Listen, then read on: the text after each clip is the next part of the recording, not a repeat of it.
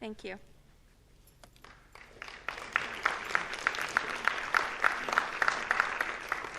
Beth Coxel.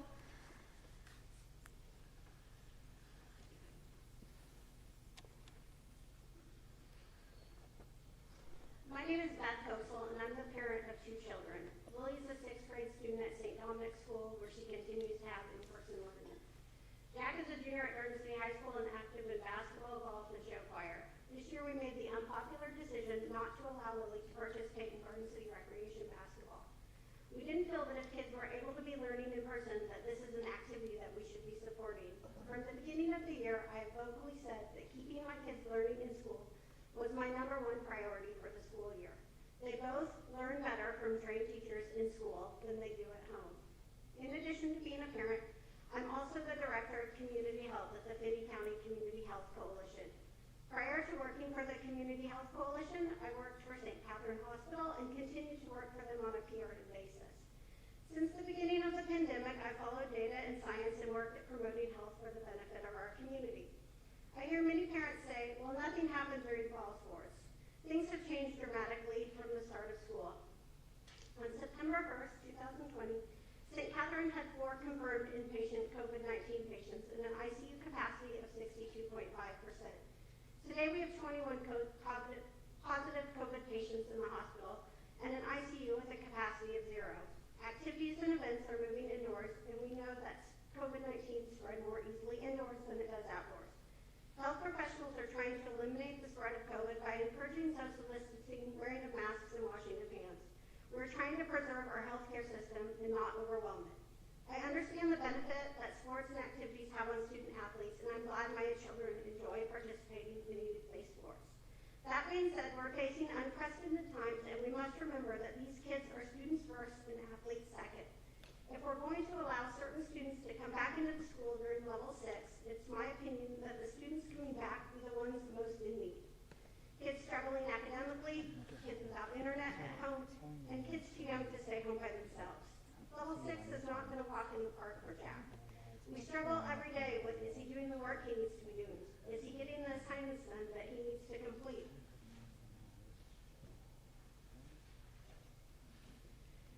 I would have much preferred a letter from Coach Jones suggesting ways that we as parents and student athletes can help in preventing the spread of COVID in our community.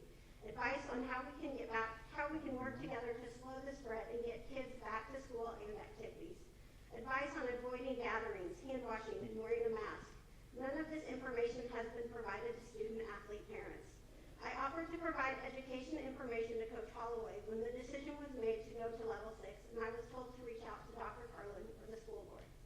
What kind of lesson are we teaching our kids when we say we understand that we made these rules to protect the health of our schools and our community, but now that they need to be enforced and it affects what we love doing, we want to change them? Society and parents continue to use victimizing words to describe the youth of today. Look at everything that's been taken from them. How are we building resiliency in our future? We aren't teaching children the lesson that their action and their decisions affect the health of our community, that they have the power to help save lives of loved ones.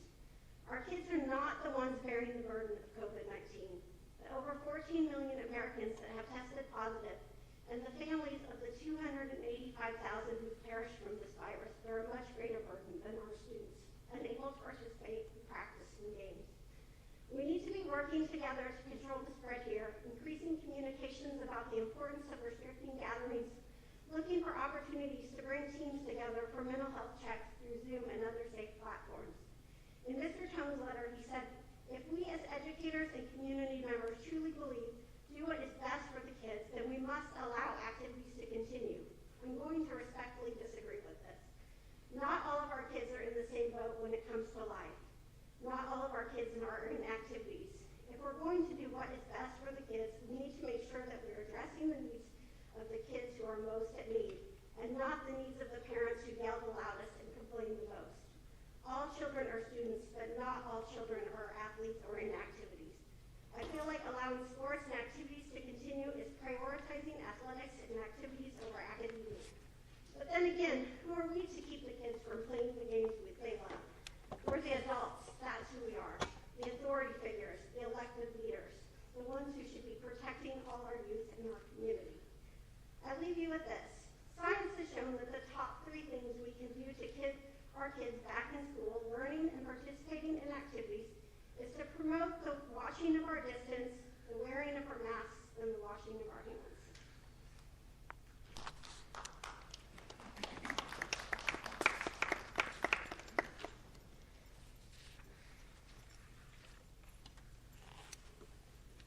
Callie Dyer.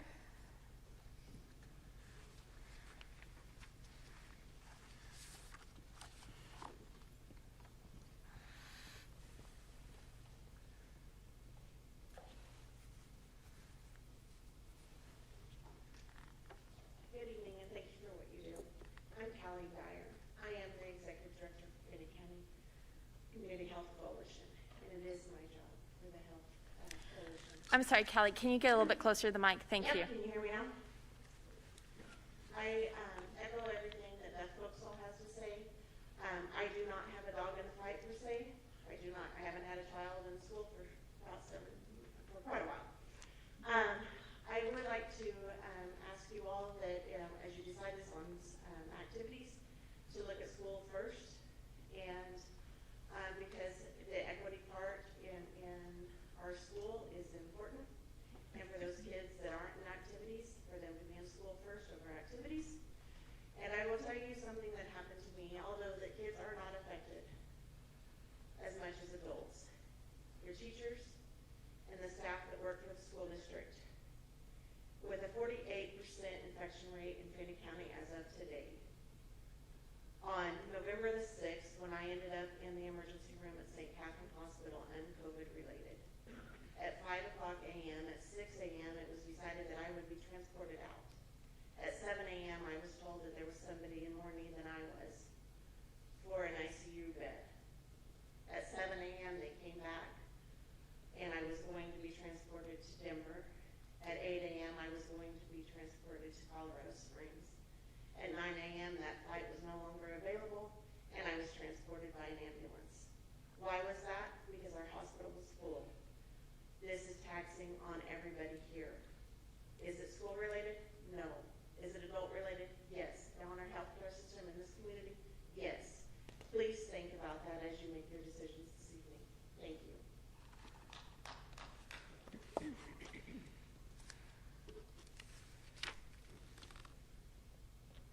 Simone Simmons, did I pronounce that correctly? Thank you.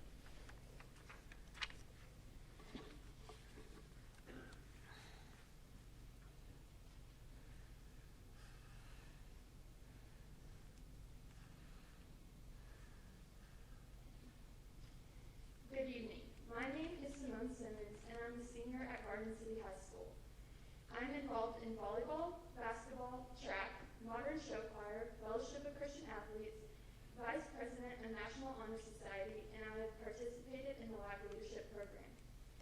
I've come before you today on behalf of the student athletes to discuss the importance of athletics and our mental health. Athletes participate in sports to express themselves, to break away from the stress of the world, and to create memories that will last a lifetime. During the fall, we participated in volleyball without any problems and fought through the COVID pandemic maturely. Due to this, we ended up placing fourth at the 6A state level, something that has not been done in 23 years. All of the coaches here at the high school have done an outstanding job providing students with a safe environment, not only to compete in, but to learn in as well. At practice, we social distance, wear masks off the court, sanitize, and take safety precautions when dealing with water breaks and locker room functions. It is obvious that the safety protocols that are upheld at the high school are upheld more at the high school than any other places in the community. Many of the athletes here at the high school continue going to school because they want to participate in athletics and dream about furthering their careers in college. Garden City High School is the only 6A high school in the entire state not playing. Holcomb is 15 minutes away. They are in the same county, share the same health department, and they are still playing. It is discouraging and disheartening seeing other athletes doing what they love while we don't get that opportunity. Students are starting to talk about transferring to surrounding towns where athletics are currently supported. Being in school is important to all of us.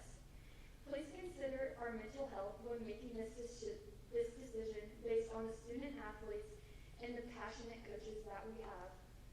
We want to get back out there and do what we love and bring back even the smallest amount of normalcy, positivity, and hope we have all been longing for. Thank you for your time.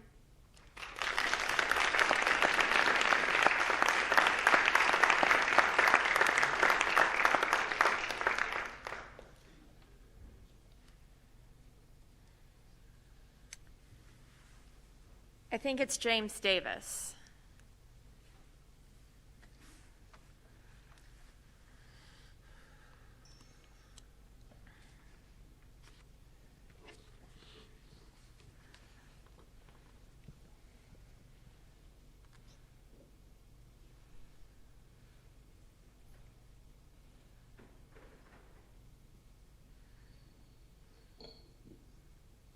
Good evening.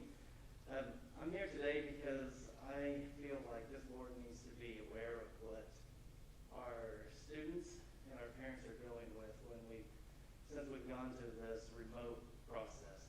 I won't use the word learning because there is no learning involved in this program. Our kids, ever since we've gone to remote, their grades are falling, their absenteeism is going up, and their mental health is going down.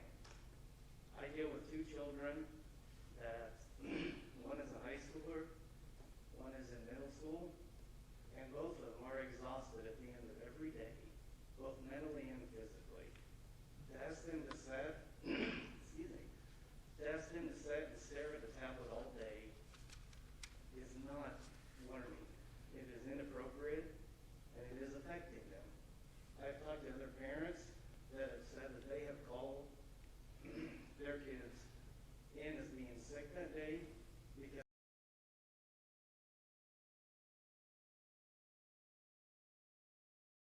they have crying fits when it's time to go to bed, and they absolutely hate going to school, if that's what you want to call it. From the idea of the learning, I can tell you for sure, my daughter, one of her classes, her teacher actually told her there are no Zoom meetings, that the assignments are available, they're to go on, do the assignments, and turn them in. Now, the teachers, part of this is they've allowed 1 hour and 20 minutes of office time that they can contact them to ask questions. Well, my child has another required Zoom meeting at the same time as those office hours. So she is literally looking at the assignments, going online, finding YouTube videos, and teaching herself. That's not an education. That is not what we're here for. I challenge this board to go out and gather information. Take the time to talk to the teachers, to the students, to the parents, and find out what is really happening to our kids. They need to be in school. They need interaction. They need to be with their peers. Thank you.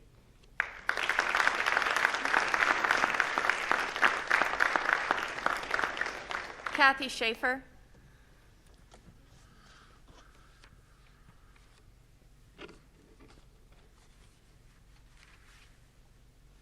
Hello, my name is Kathy Schaefer, and I'm an interventionist at Arthur Brown Elementary. I have requested that I be able to teach on Zoom from home so that I could be there with my grandson, who is a first grader at Jenny Wilson. I asked my principal, Julie Colbridge, and she relayed from Heath Hogan. I was told I could not, as they are only allowing parents to stay at home with their kids. Jackson, the first grader, was with me last spring, and again the week before Thanksgiving. He did a super job. He was very independent and it did not interfere with my job at all. My son works at Sunflower Electric and is very essential, since we all like lights. And my daughter-in-law is a medical worker, so she cannot work remotely.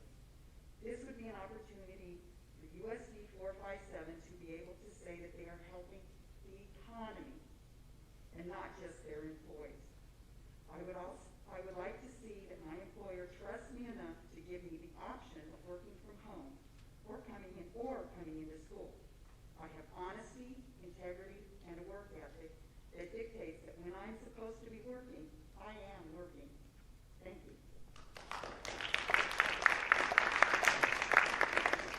John Weesey? John?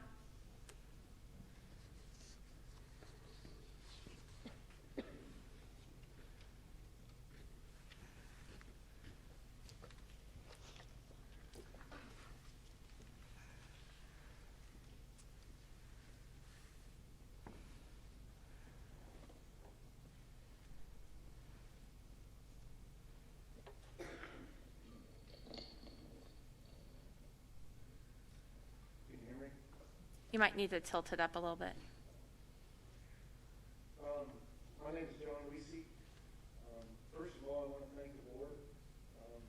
I've been in communication with you guys for the last 10 days to 2 weeks. You guys provided me with a lot of good information. You helped me understand the process of development at different levels. You provided me with the policy and explained to me the process of the number of shareholders that were involved in developing the policy.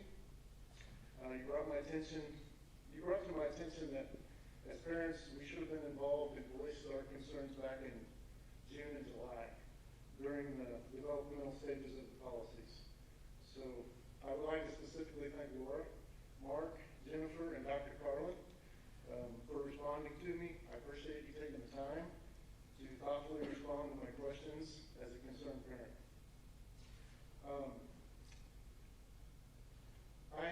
Mine is twofold as well as Nathan's. As you guys know through my emails and what I sent you, I would love our students to be back in face-to-face learning. I agree with the sentiment that our students aren't learning at home. The process isn't working. I understand we're in a unique time, but our kids deserve better. Our community deserves better. We're failing a generation of students who we're going to be asking to get jobs, to work for us, to run this community someday. We are failing them miserably with the process that we are doing today. So I agree wholeheartedly. I want our students back in class. The second part of mine tonight is athletics. And I know it's a big ask and a hard decision for many of you. And Garden City went forward and voted. Student athletes in Garden City deserve the same opportunity to compete that all the other student athletes in Kansas have been granted. Keisha had a meeting 2 weeks ago to determine if student athletes should participate in Keisha events prior to June 15th. I watched the Zoom. Overwhelmingly, the representative schools in Kansas voted to play sports and participate in all Keisha events. Not only did they vote to play, they voted to allow the students to start their winter sports season as scheduled, allowing all student athletes a full season.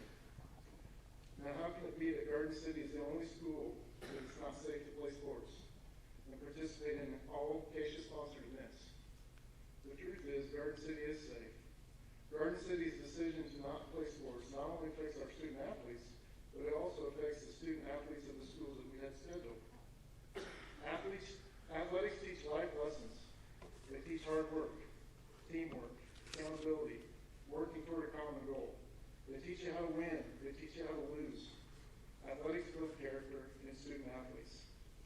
High character, hardworking people is what developed our region, and our region needs these qualities moving forward. The correct decision is to allow activities and sports to resume. At the moment, Garden City is one of the most restricted schools in the state of Kansas. Regionally, we are one of the only schools not allowing face-to-face learning and activities. Schools that share our same healthcare system, whether they are in county or the surrounding communities, are still open and operating in face-to-face learning and continuing sports and activities. I know that the administration and faculty of USD 457 have the best interest of the students in mind when making these hard decisions.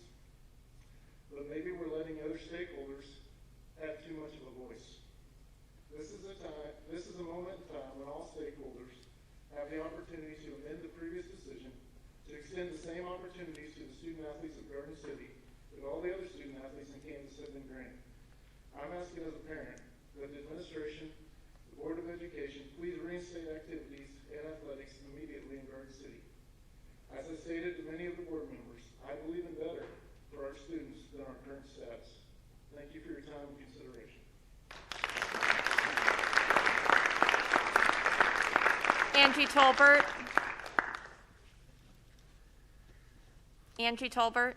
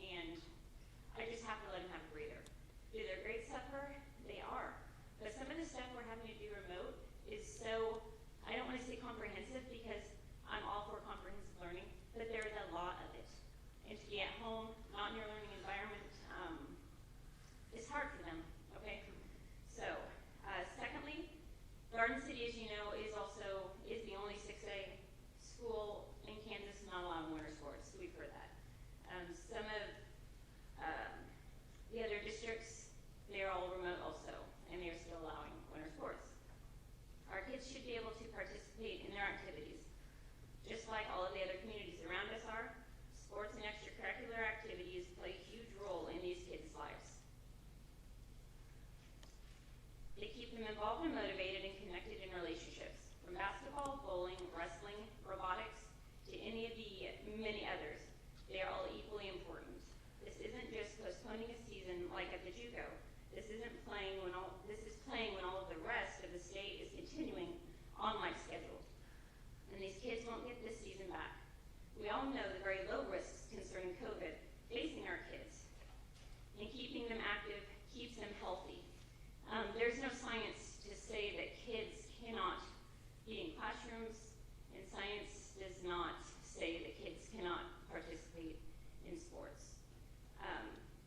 Extracurricular activities are just that. They're extracurricular. They're voluntary.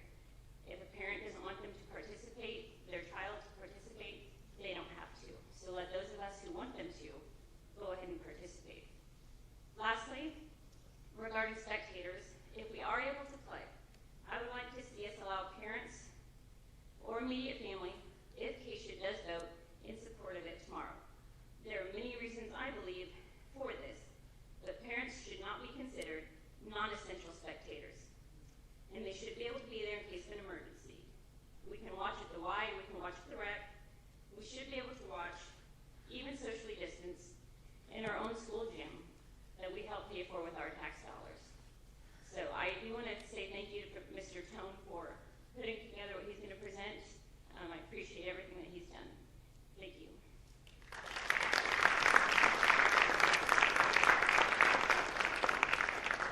Honey Koash.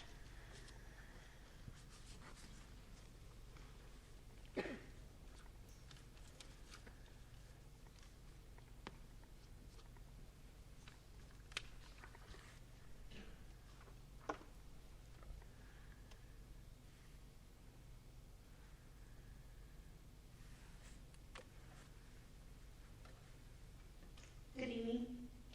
I just want to, first of all, thank you all for your service and dedication to the children of this community.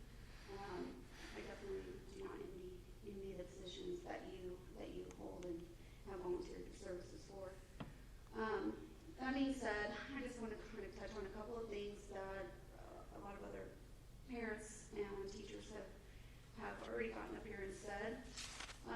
You know, the reality is that we all know the research. There's decades, volumes upon libraries of research showing what is good and what is bad for kids, what is detrimental for their development, what has long-term and lasting effects into adulthood. And all of these things are being ignored for an unknown to an extent. We do know that Dr. Fauci has just come back and said they never said to close the schools. This is that they're not significant viral shedders. The children have there's no evidence that they are contributing to the spread. They do have higher risk, just like every other age group population, but the majority of them are not going to have significant symptoms, and we need to be keeping them in school. I don't feel comfortable going through an entire year where I'm going to have to explain to my kids later that, you know, they're behind in things that they would have gotten interventions for when they weren't going to be at risk being at school. They need school. They need their teachers. They need their peers. And when it boils down to it, I feel that their risk of declining mental health and the possibility of a horrific increase in childhood suicide, maybe not this year, but directly relating to the problems that they're experiencing this year that are going to have long-lasting effects on them, are extremely more important than a virus that is not really affecting them right now, physically. So I appreciate everything that you guys do, and I hope that everybody really keeps this a fluid document as far as how school is going to be handled, because we absolutely need these children to thrive, and I think that we all know that there's a lot of detriment that is being done right now. So I appreciate your time, and thank you for caring for our children. Thank you.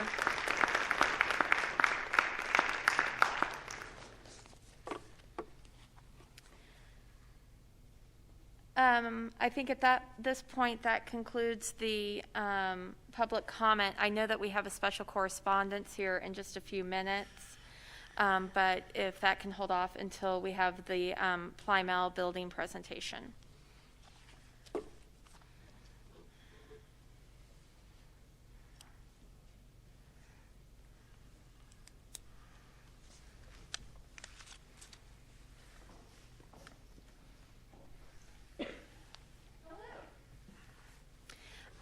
Ms.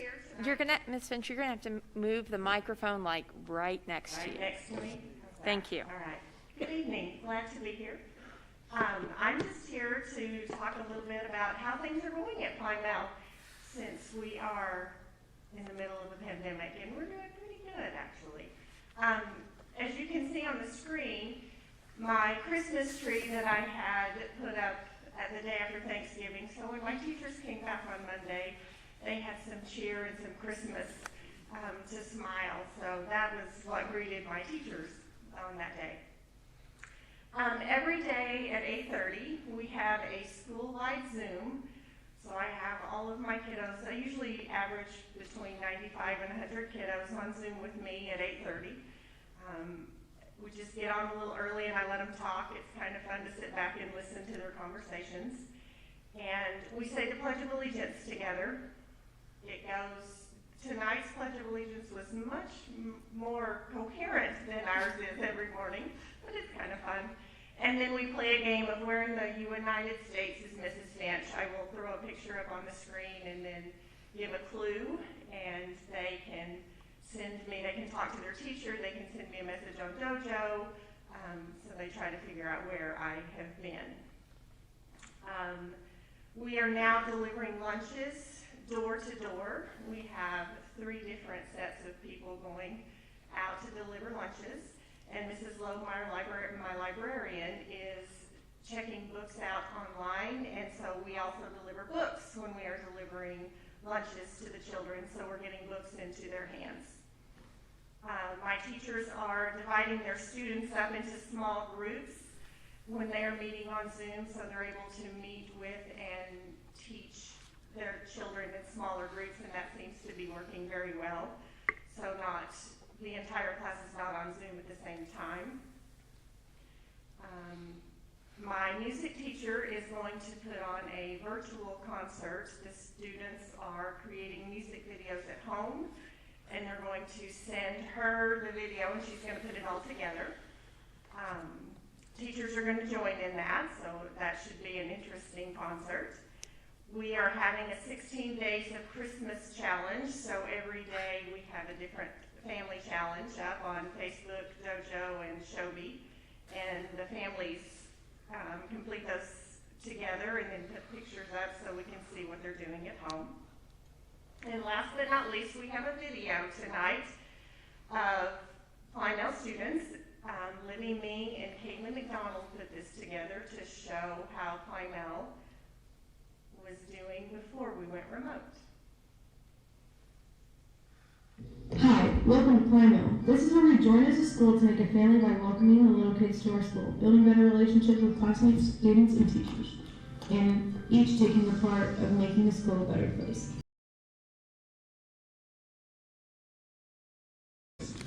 For the students and teachers to grow and learn in a safe environment, attending health and safety precautions. Figuring out ways to still join as a school and make family when they change. But here's an inside look at how our students and teachers are dealing with the new ways of learning and adjusting to government and safety measures.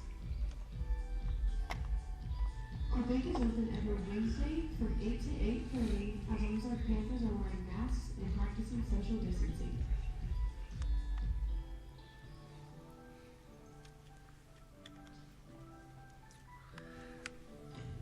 Our classrooms here at Plymouth have been throughout COVID recently, with the dividers of all of our students wearing masks. In the third grade classroom, all of the desks are 3 to 6 feet apart. That's okay, we'll do whatever it takes to keep our papers healthy. COVID hasn't yet to change how well the students here at Plymouth work.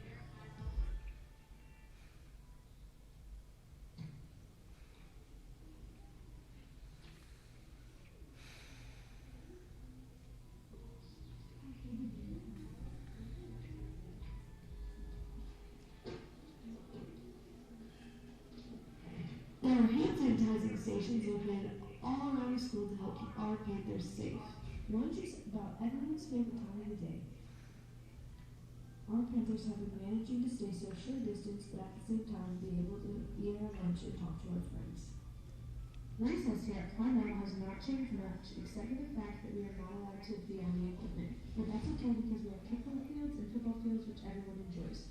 Our 5th graders, McCoy, Braden, and Charlie, and our 6th grader, Carrie, all interviewed staff and students to ask them how we do things differently. Hi, my name is McCoy, and this is Ella and Hayes. What's your guys' favorite part about Plymouth? I like Melody. I like math. Thank you. Hi, I'm Braden, this is Miles, and this is Mason. What do you like about Plymouth? I like doing math and science. What do you like? I like to play football with my friends. Okay. What do you like about being back in Plymouth? I get to be with my friends. What about you? I get to be with my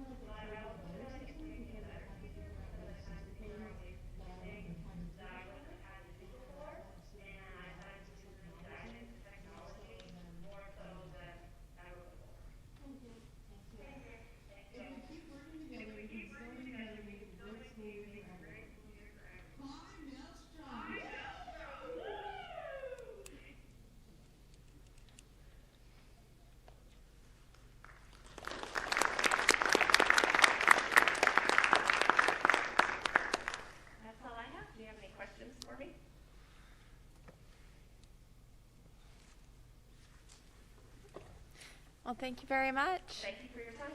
Good luck for the rest of the semester. And Could I ask a oh, quick sure. question? When you made this video, you were in, it was level 5, right? They started with level 4 and they completed it in level 5, yes. Okay. Well, I was just wondering, in that combination of remote and in-class for the teachers, just a comment or two about whether that was, well, it goes without saying it was challenging, but is that something? It was challenging, but it was, the teachers met it with, they did a wonderful job, and it also helped them make plans for going fully remote, because that's where they came up with the idea of keeping them split.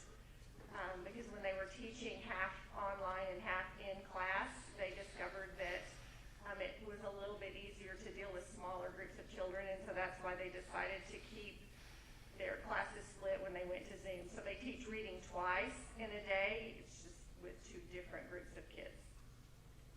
Okay, well, I know your team out there will rise to any occasion, and I apologize a little bit for putting you on the spot with a question here, but I'm just wondering if there is any sense of how well it would work to go back to 5 as opposed to going back to 4, if that is even a fair question. We would handle either one. Obviously, I would rather 4 because everybody would be back, but whatever is your decision, and we will handle it with grace and continue to do the best we can. Well, I no doubt. Thank you very much. Thank you. My girls, one of them 5 years removed from high school, made me drive them out past Glenmel. I'm not sure how many years since they've been there. And 2, I recently got scolded on my art history by my girls from art history that they learned from Mrs. Krause. Mrs. Krause when they were in Glenmel. Yes. Wonderful school. Thank you. I think so. Everyone out there. Thank you. Thank you. Janine, do you have anything? Now, I know the creativity that you're doing with the reveal to students and the education and everything that has been going on. So thank you for all that you're doing out there. Thank you. Thank you. Before we go to the correspondence that you have, Stephanie, I believe we have Maddie Silva who had some correspondence from the hospital.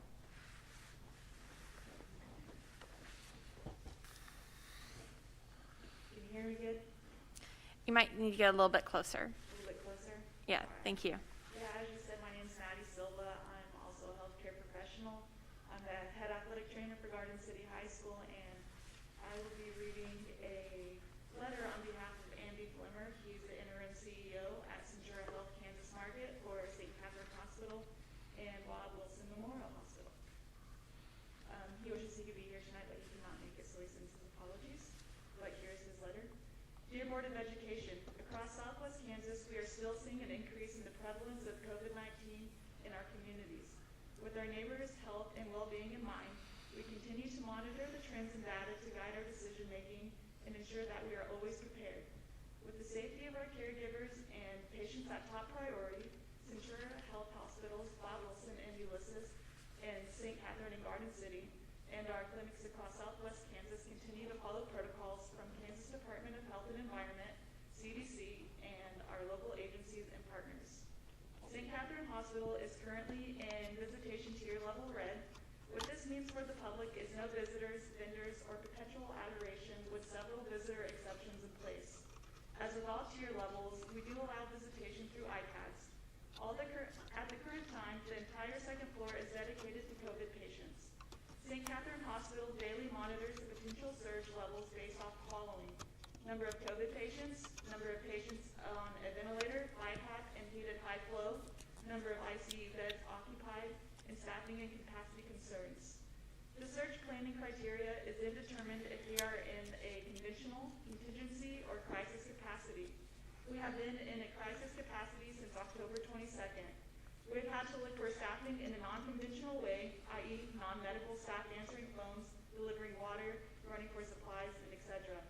It is important that we, in partnership with our communities, do everything we can to slow and stop the spread of the coronavirus. We all know the 3 W's. Wear a mask, watch your distance, and wash your hands. Please consider taking steps to ensure personal good health, like establishing healthy eating and physical fitness routines. Hand hygiene is critical. Wash your hands before and after handling food, entering and leaving a facility, or interacting with people. Stay home as much as possible, especially if you experience any symptoms. But do not delay seeking medical care for any medical condition. As far as the athletic trainers go, our athletic trainers wear masks throughout Southwest Kansas, clean all equipment between treatments, and limit the number of athletes in the athletic training room. St. Catherine Hospital sports medicine staff stand ready for further support the Garden City High School athletic programs should a decision be made to restart athletics practices and games. We need to continue to focus on wearing masks when around others, watch our safe social distancing, and properly washing our hands, the 3 W's. It is interesting that these time-tested, very basic personal interventions, when done together, are still the best defense against the epidemic until a safe and effective vaccine can be administered. Sincerely, Andy Flemmer, Interim CEO of Centura Health in Kansas Market. Thank you. Maddie, can you read the last 2 sentences? For some reason, I got fuzzy for me. Okay. Yes, just a second. It is ensuring that these time-tested, very basic personal interventions, when done together, are still the best defense against an epidemic until a safe and effective vaccine can be administered, and that's in reference to the 3 W's, washing your hands, watching your distance, and wearing a mask. Thanks.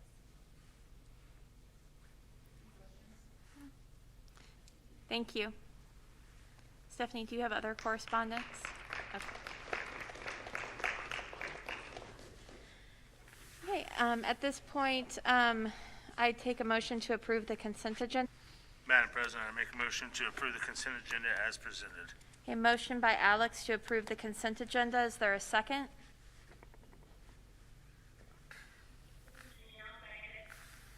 Motion by Alex, second by Janine. Is there any discussion?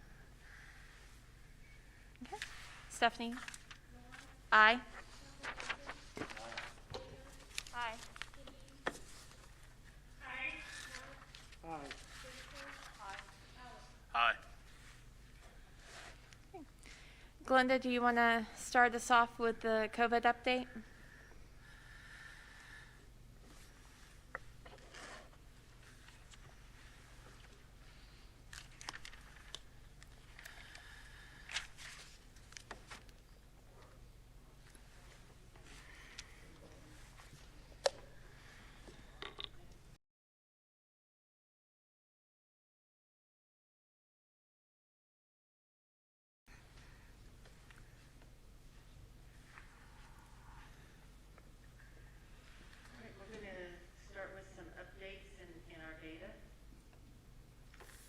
Community impact, some of this has already been talked about tonight.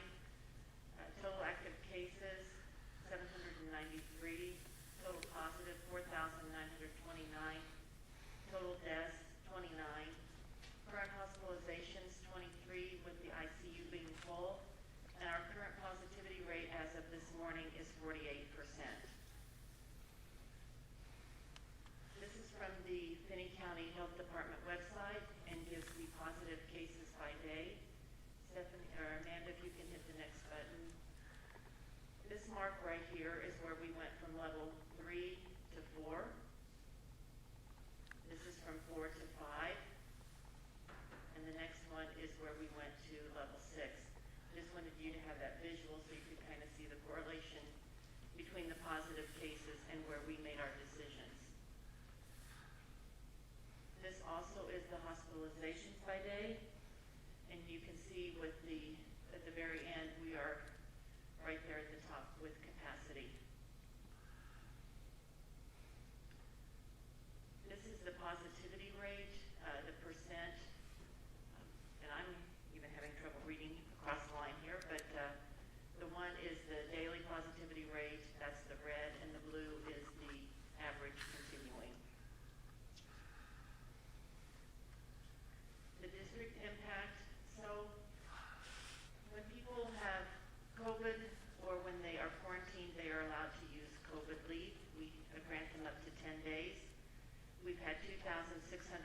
days used. This is up 497 since the last board meeting. Our employees positive to date is 228. This is up 51 since the last board meeting. Employees quarantined to date, 626. This is up 93 since the last board meeting.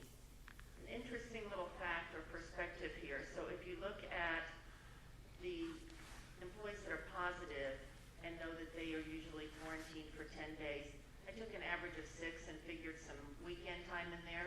That's an average of 1,368 potential days that could have been COVID leave. And then with the quarantined employees, 626, they're quarantined for 14 days. So if you multiply by 10 and allow for some weekends, that's 6,260 days. You add those together, and we could have used 7,628 days.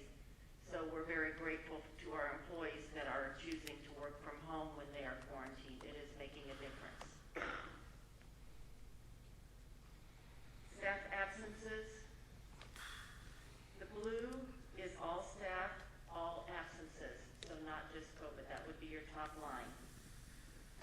The orange is all staff for COVID, leave only. The gray, which is the third one up, is classroom absences, all staff, all absences. And the yellow line at the bottom is classroom absences that are just COVID. At the beginning of school, the first week of school, the average daily by week was 13. The second week was 17. Then in mid-September, it had jumped to 26. By October, and the 2 weeks prior to when this chart starts, we had 33 and 54. So you can see the increase from the beginning of the year of our staff absences.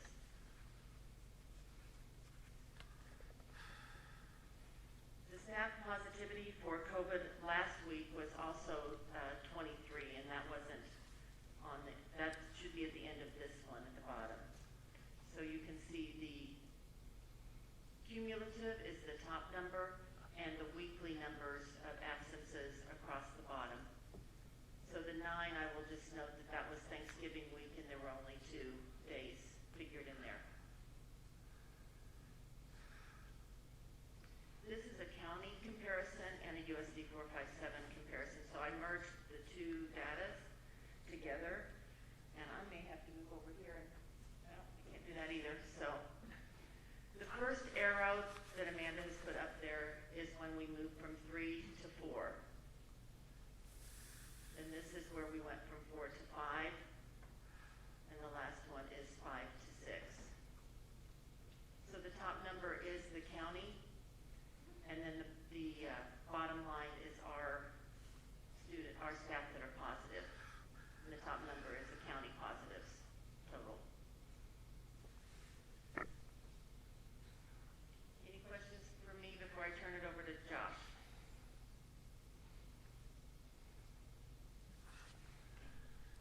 Thank you, Glenda.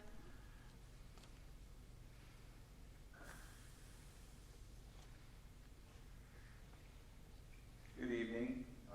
I would like to propose a change to our special education plan. One of the issues that we're seeing a lot of struggles with our more significantly disabled kiddos, students that are autistic, that have Down syndrome. They really struggle with Zoom. They really struggle with a lot of the sensory issues and things like that. And so getting their attention on Zoom can be difficult for them. And so we would like to propose that at level 6, and we would like to look at this for not only right now where the whole district's in level 6, but if we have a classroom or a building that, or a classroom or a building that goes into level 6, we would like to have that plan for part of that as well, where they would be allowed to, we would have staff that would be allowed to go into the home to provide those services for some of those kiddos. What that would look like, obviously, just like anything in special education, we would have to take that on a case-by-case basis.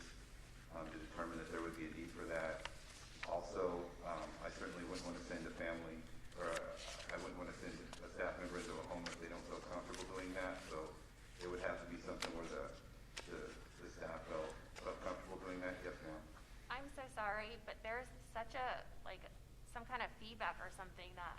Do I need to set Is it, that okay, I'm maybe? glad it's not just me. It's like a vibration or something. Is there something that can? I don't know if it's an echo or. Yeah, it's kind of like an echo. Very difficult to hear on here. Am I just being, is that better? Try it again. Okay. So, lost my train of thought, sorry. Sorry. We certainly don't want staff to go into a home if they don't feel safe doing so, and so this would be something where it would be voluntary. And obviously we would have some protocols that we would follow to do that. And so one of the things that we do whenever we have staff go to other buildings or go to do homebound services for some of our other kiddos, we would pay mileage for that. We would expect the families in the home to wear a mask while we're in the home working with them. The staff would be provided appropriate PPE when they go in. And then there's a checklist that we've kind of put together, very similar to the checklist that we use every day in the district that we follow when we come to work. The questions that we have to answer, we would ask those same questions to our staff. Amanda, can you go to the next slide for me? And so some of the guidelines that we have, and I've kind of put this together in a form that I will send out to staff if it's approved, but prior to each home visit, the staff member would call the family and ask them the screening questions that they have. And obviously, if they answer yes to any of those, then we would have to reschedule that visit. When we confirm the home visit, we would record those families' answers. Once we get to the house after that phone call, we would go through that same set of criteria and ask those questions again. We would talk to the family before we went there to encourage them to limit the number of people that would be present in the home if at all possible. This time of the year, probably not appropriate, not going to happen a whole lot, but if we could, we would encourage those visits to be outdoors as much as possible, so that we can limit the contact that way. Like I said, we would require family members to wear masks, practice social distancing as much as we can, and limit contact where it's absolutely necessary. Hand sanitizer would be provided so that they would use it before they went into the home, after they got out of the home, and then they would be encouraged to wash their hands as soon as they got back to their building. The PPE that we would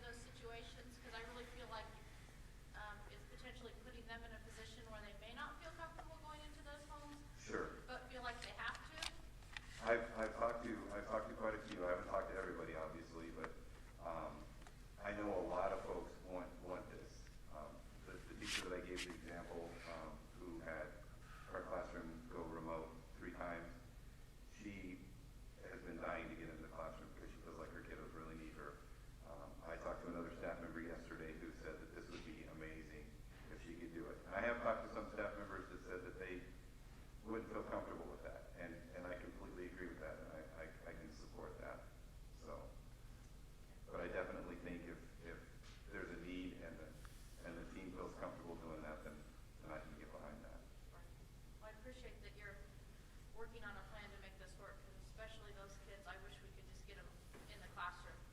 Because, Yeah. they need to be there, so thank you for trying to find a way to make it work. Mark? Yeah, in the beginning of your presentation, you have in there, if the staff feels safe providing the services, and that's not a collective, that's each individual staff, right? Say that again, Mark, I didn't hear you. In your first slide, you say that in the event that the classroom or school district is at level 6, students can receive services in the home if the team determines it's appropriate and possible, and the staff feels safe providing the service. So that's person-specific, not team-specific, right? Right, yeah. Yeah, so you could have a situation, a good example would be my functional classrooms where those kiddos get, obviously they have a special education teacher, but most of those kiddos also have speech. They have OT, they have PT, they have adaptive PE, so there's a lot of service providers. And I know some of my service providers, when I talked to them, were adamant that they wanted to get in there and work with the kids as much as they could. And other service providers didn't feel comfortable doing that. And I'm okay with that if we want to do, we can still provide those services, teletherapy. So, and I would be okay with that. And then another follow-up, maybe you mentioned this and I just didn't quite catch it. The vision team, the cross-section of staff reviewed this, as I understand it, last week, and they recommended supporting it. Is that right? Yeah, they give me a thumbs up on that one, on that piece.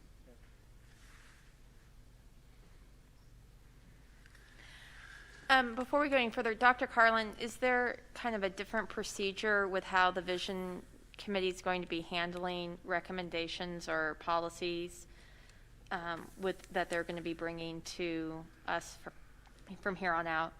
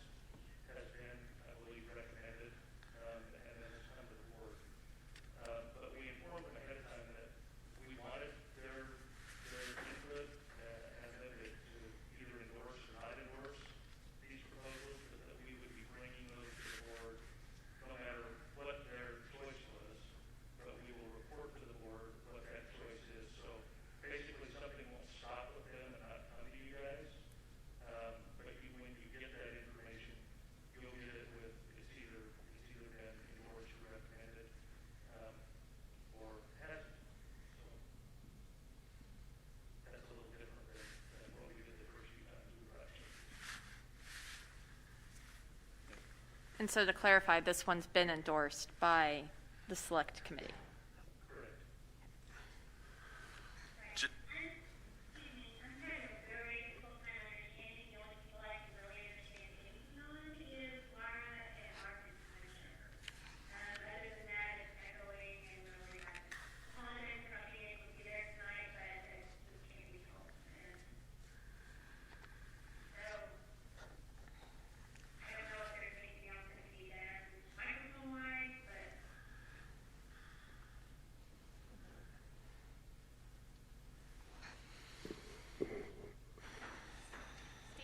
Microphone reach the podium?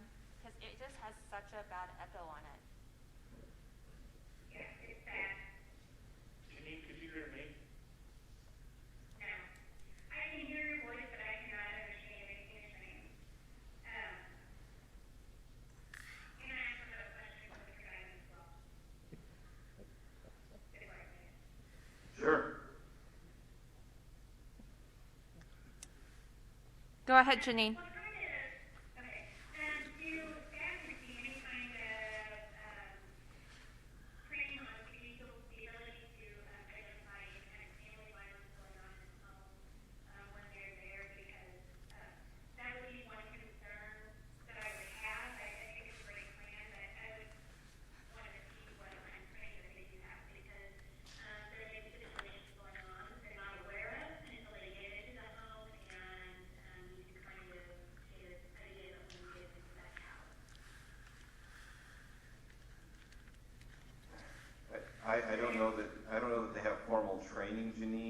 I do know that, like I said, we have the checklist of questions that we would ask before we go into the home.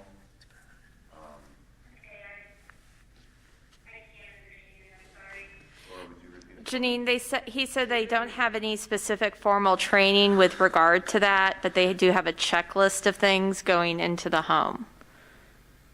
Mr. Addy, can you hear me on this microphone?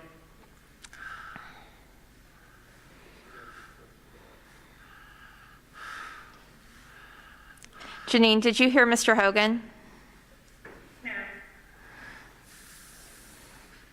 Do you want to try one more time, though, because he was talking at the same time? Jenny, can you hear me? Barely. Go ahead and try. Yes, ma'am. Can you hear me? Yeah, I can hear you a little bit, but it's hard to understand.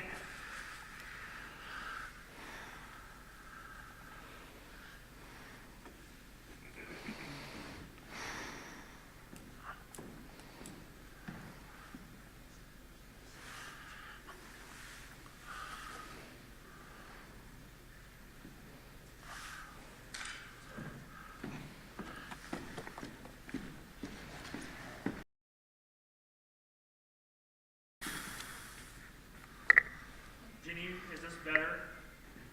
Much better. Thank you so much. I'm sorry. Not a problem.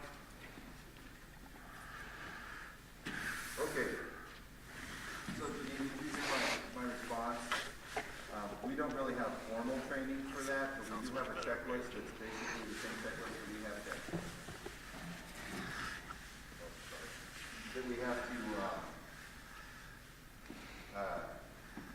it's the same kind of questions that we get asked every day when we come to work, and so the staff would call the family and kind of go through that criteria with them and ask those questions before they go to the visit, and then they would also kind of go over what those expectations are, encouraging them to be socially distanced, try to minimize the number of people in the home, and then when they got home before they went in, they would review those questions with them again.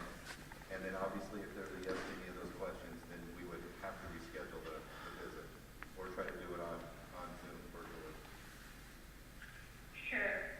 Sure, and I can understand that. My question would be, or my concern would be to reference with domestic violence, family violence of any kind, because the dynamics are very intricate and difficult to do. So that might be something that would be helpful, especially since we're looking at a different period of time. Sure. Right now with everything going on. And I know we've done home visits. You know, this is not something new to us. We've got kiddos that are homebound that for health reasons have not been able to come, and so this is nothing new for us. But that's part of the statement in there too that I want to add is that I would not have anybody, if they don't feel safe, I would not want them to go into the home, and I would support that. Right. Absolutely, and I appreciate that. I just know that there are it's such different times. You're going to have different people maybe that are going into doing services in the house, that it would be a good time to maybe give them some information on those things to be aware of when they go in. Sure, and that's something I can definitely look at and work on providing training for. Absolutely. Great. Thank you. I like this plan. I think it'll be good for a lot of people to be able to have that extra support. Thank you. Other questions? Yeah, Mr. Guyman, can you explain the select committee, who's all on it? Not really names, but the different type of people that are on there. So, Mr. Norby and I are actually the co-chairs of the committee, and then we have parents on there, we have teachers on there, we have both building and district administrators on there, and then Dr. Carlin and his leadership team is on there. Is there anybody I'm forgetting? 2 board members. Yeah, 2 board members are on there, and then we have some classified staff on there as well. Thank you. Health department. Oh, yeah, and health department, yes. They're important. Yeah. How Thank many you. total members do you have on that committee? Dr. Carlin, you know offhand? It's about 20 probably. Yeah, there were 14 voting members when we had the meeting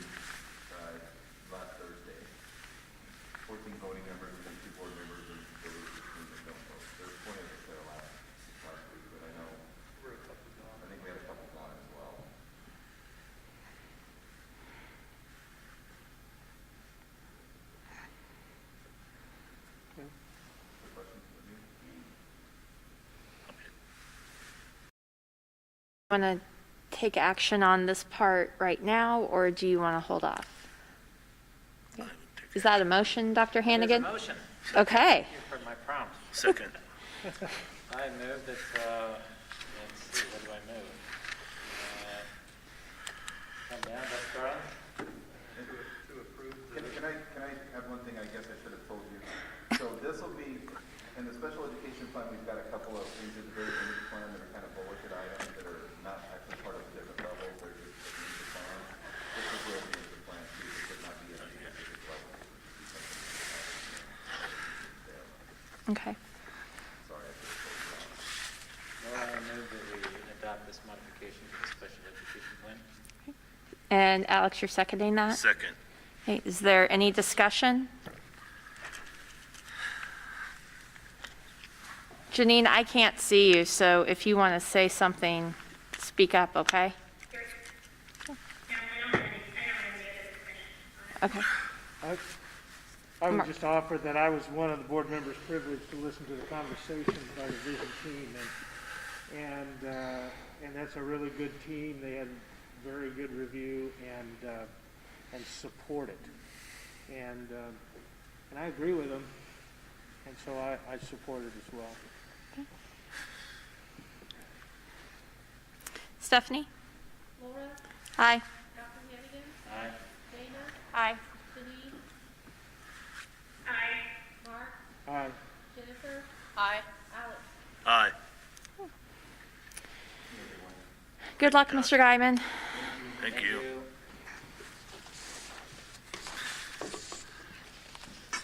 Okay, I think that takes us up to Mr. Tone, or Mr. Hogan, are you going to be? Okay. Okay.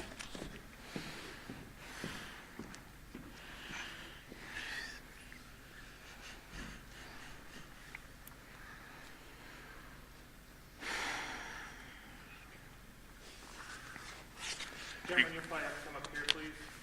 It'll be best to talk into this mic. It's like a play-by-play radio announcer mic, so it'll be good.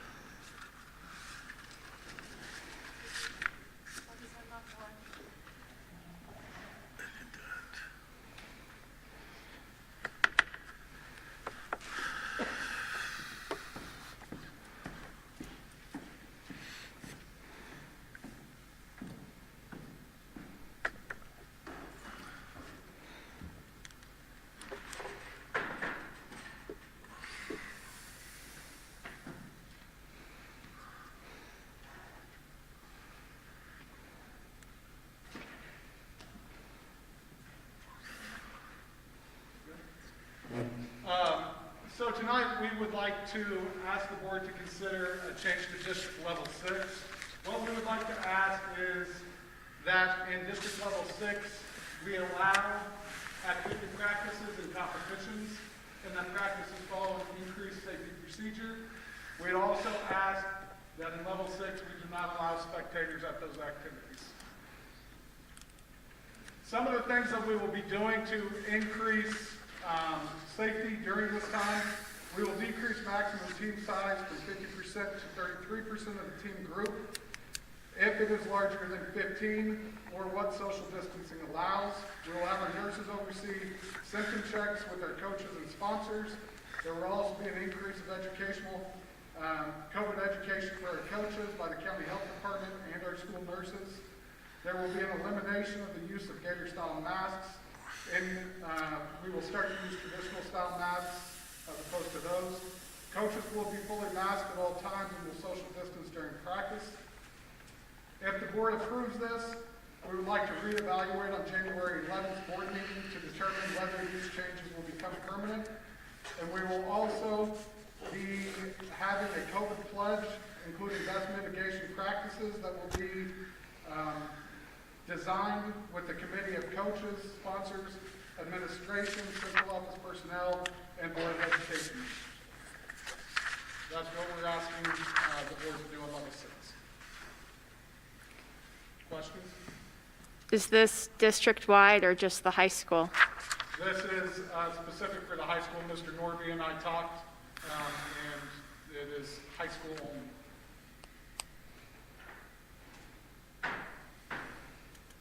few questions, Mr. Dunn, that I didn't get a chance or didn't think of asking you previously.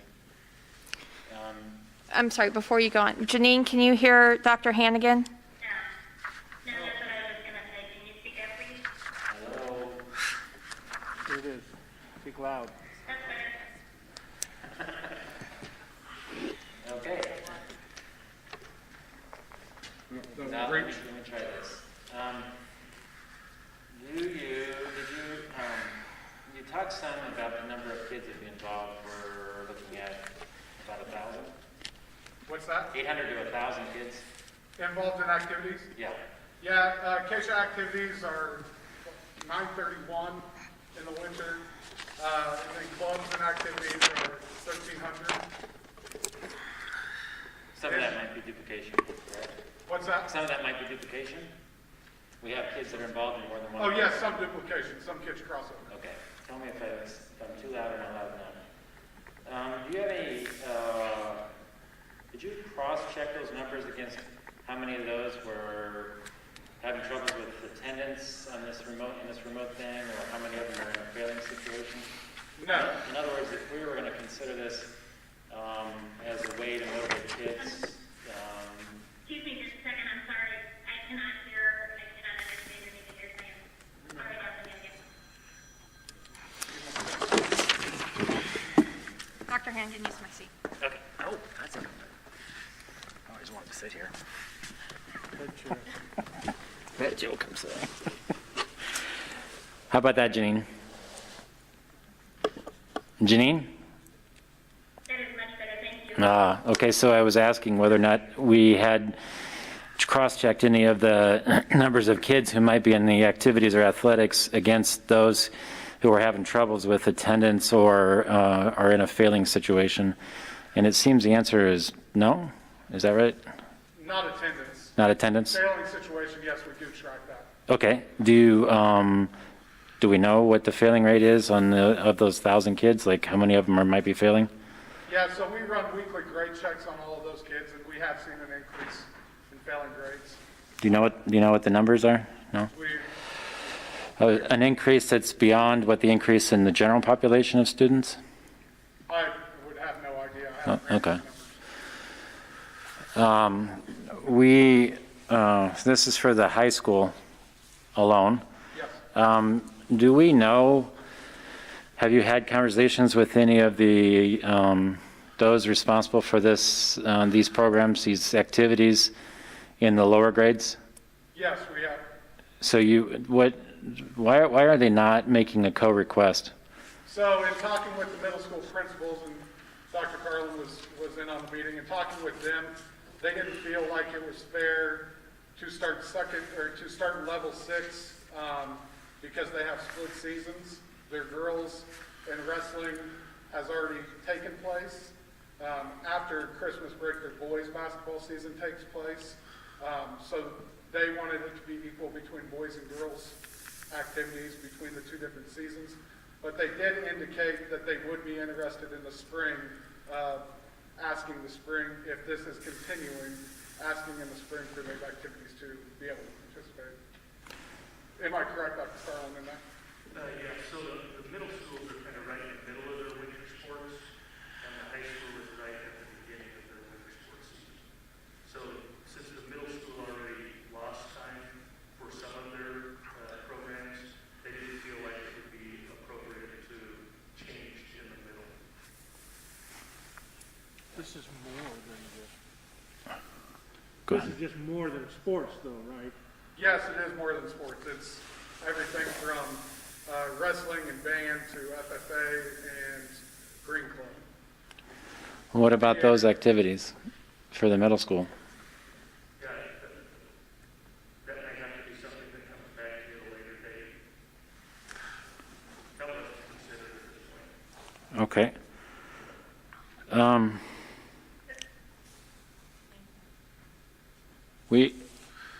Would you, Mr. Tone,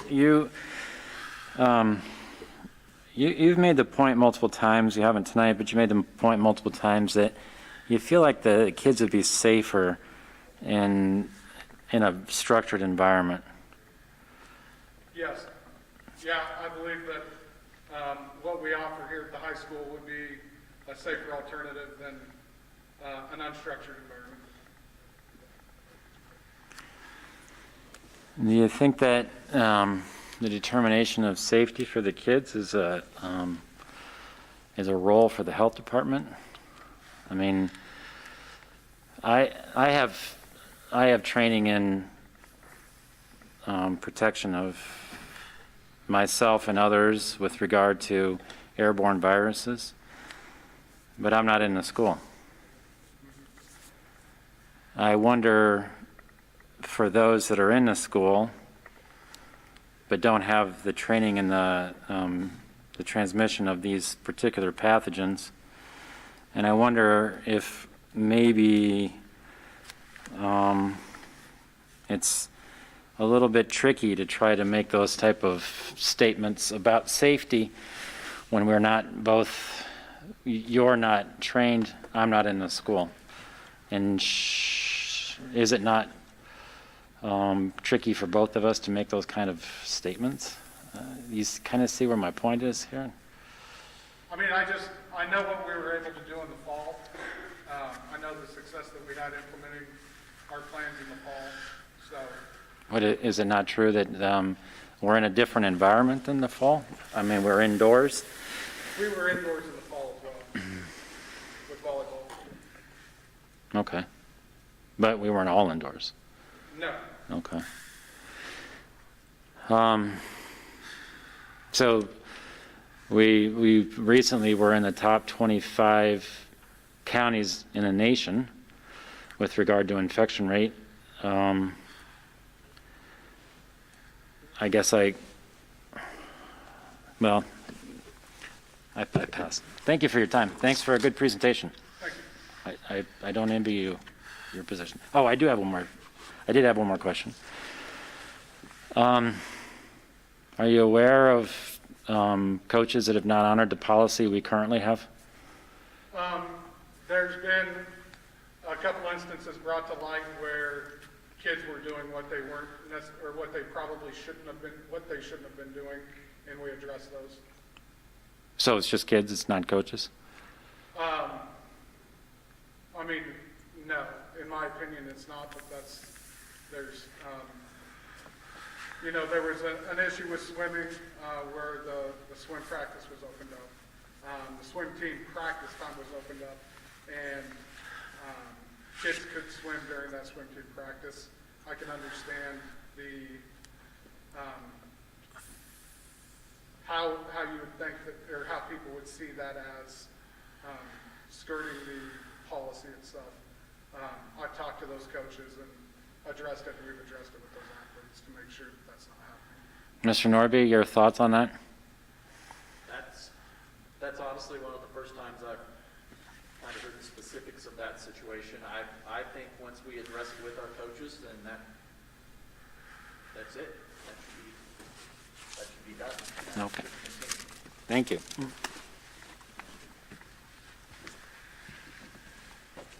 I do have a question for you, Mr. Kent. I know the letter that went out specifically to athletes, and I know that is not the only fish activities that we do have. What I'm curious is, did any kind of a letter go out to students and parents that were participating in the other clubs and activities that we do offer? No, there wasn't one. They have the same opportunity.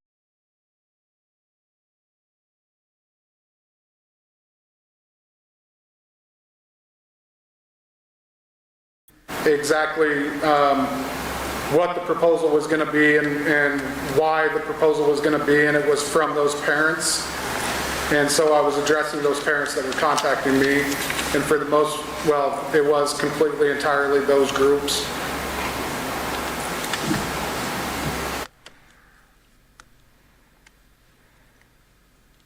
Okay. Is there any plan to reach out to other groups that are participating in those activities as well?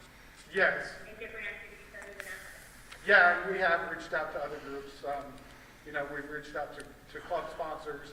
I have a coaches and a coaches committee and coaches and activity sponsor committee we've met as a group and discussed a lot of this stuff.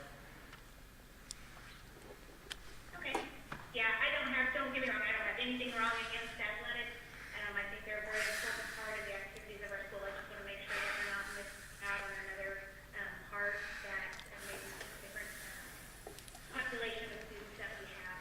Yeah, and when the proposal was designed, it was designed with all of them in mind, not just athletics.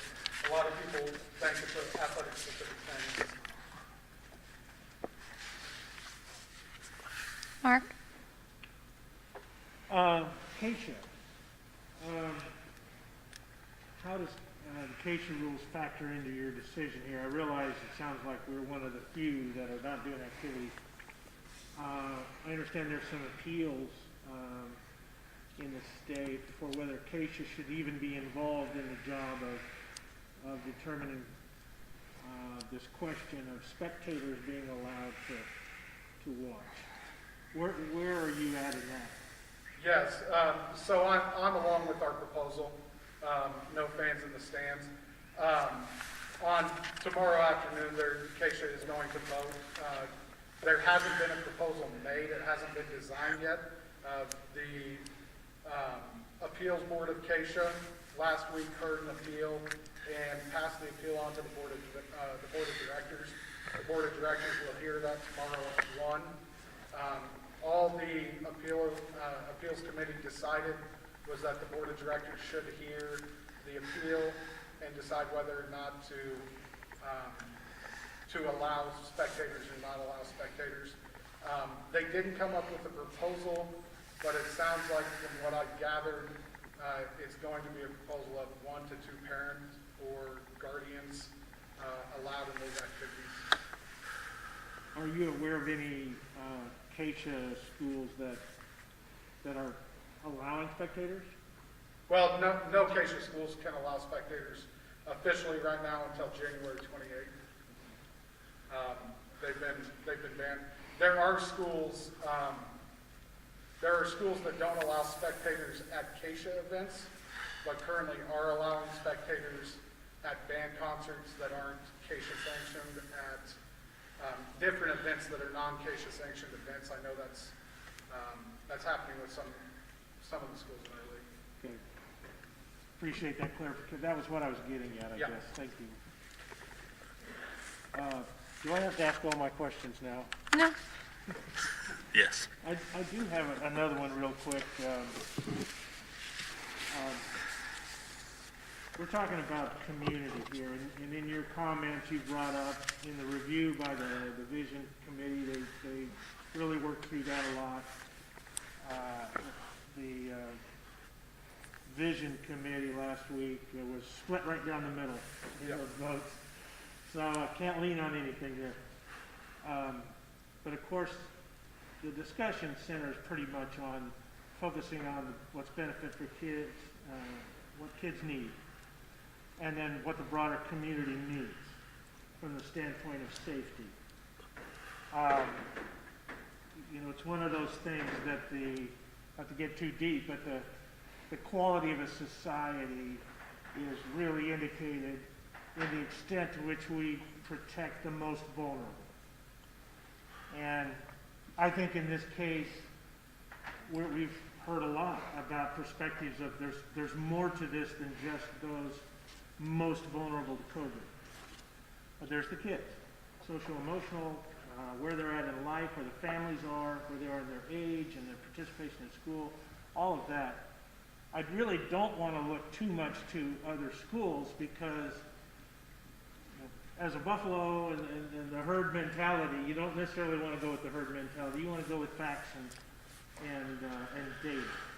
Some of your statements in your letter, I'm not sure are, at least certainly don't illuminate into any specific facts.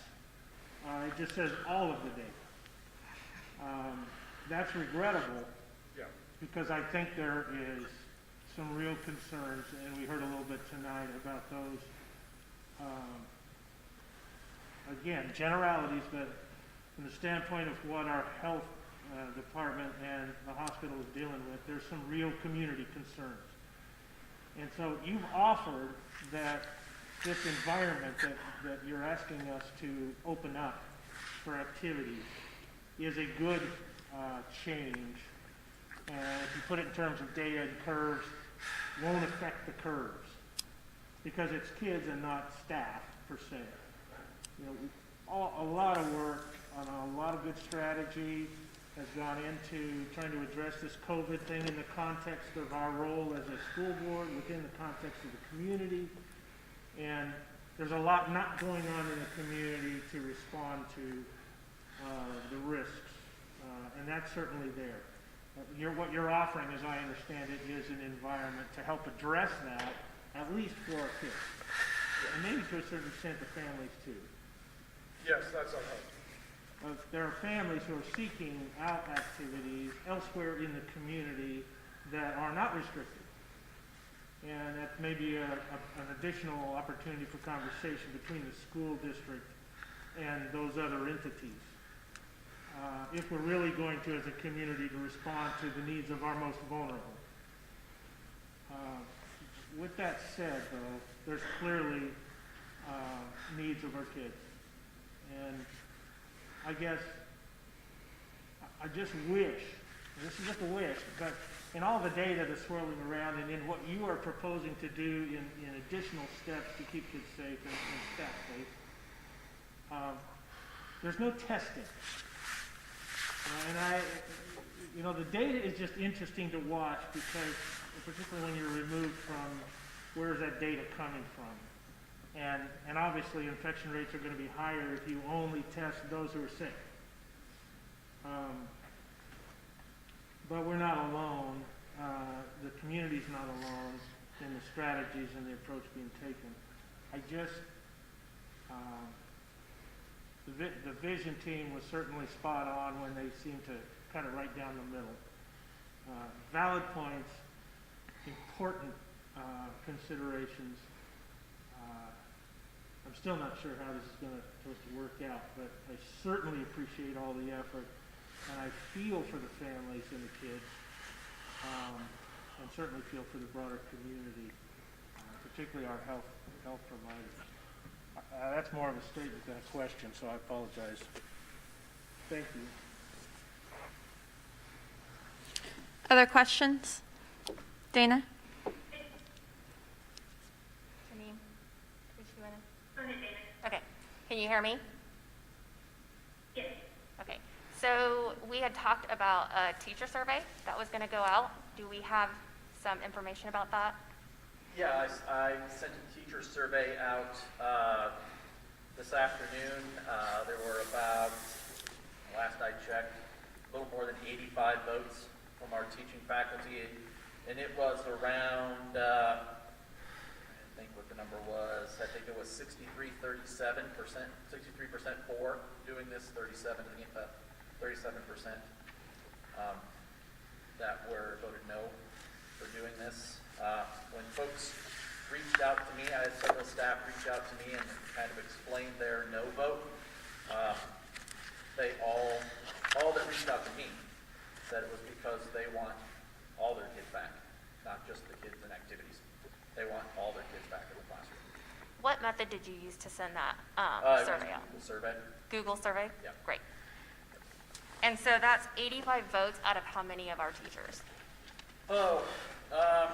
Teaching faculty, certified staff, we've got just over 100, 110 maybe. Is that who you gave the survey to, just Yes, those I gave 110? it to our 110. certified staff. Okay, thank you. Okay, and then for Mr. Tone, you mentioned approximately 1,100 students in activities. However, when we talked on Saturday, there's a number of those activities that are able to participate, right? Like we said, debate, forensics, theater, other such activities that have been able to do what they do via Zoom and even improved some of the competition and experiences that they've had, right? Yeah, so things like debate, forensics, and forensics is coming up here. And you have Scholars Bowl, some theater stuff. Yes, some of those things. And some of those things have been improved by, for us, aspects of it have been improved with virtual. An example would be the debate tournament that was held. We were able to have a lot more teams involved with that normally couldn't travel out here. And so all of those activities could continue under level 6 virtually, correct? Yes, they could continue virtually. An example of one that, like Scholars Bowl, they're still having in-person meets, Scholars Bowl meets. So that level 6 would allow them to do that in person as well as still virtually, as well as get together to actually practice. Okay. And you gave us a list of events prior to January 11th. Yeah. All of those events are sporting events. Are there any other concerts or other type things that involve the other activities prior to January 11th? So we put a pause on all of those and they haven't been rescheduled yet. Those are athletic events that are in the schedule, but other stuff has been taken off the schedule because of level 6. Some of those events, like basketball, for example, the band plays at, so it's one of the band events. But they wouldn't be able to with Level restricting 6. that, right? Yeah, there are participants, so you have participants would be dance team, cheerleaders, and band. So they would all be able to be in the gymnasium. Socially distanced, bell covers on, all that stuff, away from everything else, being able to play in there. Okay, so with that, because I was looking at the population, because the percentage of students, the numbers that were provided were significant numbers. It was, 48%, I believe. And then we even had a 98% of students. I'm sorry, I could bring it up, but just, do you remember those numbers? Is it 48% of our students are involved? With a club, or 48%, like we have 931, I believe, winter participants. And so with that would be like 48% of our population. The one thing I'll say is some of those are overlapping. Some kids play in the band and do basketball, or play in the band and run the basketball. Okay, but with the number of events that are truly affected from now until January 11th affects mostly basketball, swimming, wrestling, and bowling, correct? So and I calculated 13% of the student body. Would that maybe be close? Well, I think, like you said, those are the things that exist on there that would discount student council meetings that might be able to be rescheduled and held, theater practice, show choir practice, things like that, like you said, were taken off of the books because of level 6. We would anticipate those all being added back in so that our student council could go and meet, or that our theater could conduct a practice, or show choir could rehearse, jazz band could have a winter concert, things that should be happening this week. Yeah. But we've taken off the books because of level 6. Okay, so some communication that came out today talked about most of the activities that would be reinstated are the after-school activities. At least that's what was communicated to me by a teacher at the high school. So things like show choir, do those things meet after school? They have the opportunity. They are also extracurricular. So they can meet, they have a show, they have a class, but they can also meet after school. Debate's a good example. There's a lot of kids in debate that aren't in the debate class, and they meet after school and do their part of it. So if they're a class, can they meet during the day, or everything has to meet after class? It has to be things that meet after class. After class, if they met during the day, it would end up possibly overlapping other classes, and we wouldn't want to interfere with any of that. It would all be after-school activities. So you mean overlapping with online or, Yeah. Okay, thank you. And then another question I have is, you've done a lot of great work, Mr. Tone, in terms of what you are working toward to keep our kids safe in our school. However, if we allow kids to go and compete in other schools, we don't have the same guarantee. We don't know what they are doing to keep their students safe. There's a lot of communities that have a lot of different rules and regulations, and you've often commented during this time that we do it the best and we could do it better. So how are we going to make sure that when we send our kids to these other schools, they will be protected?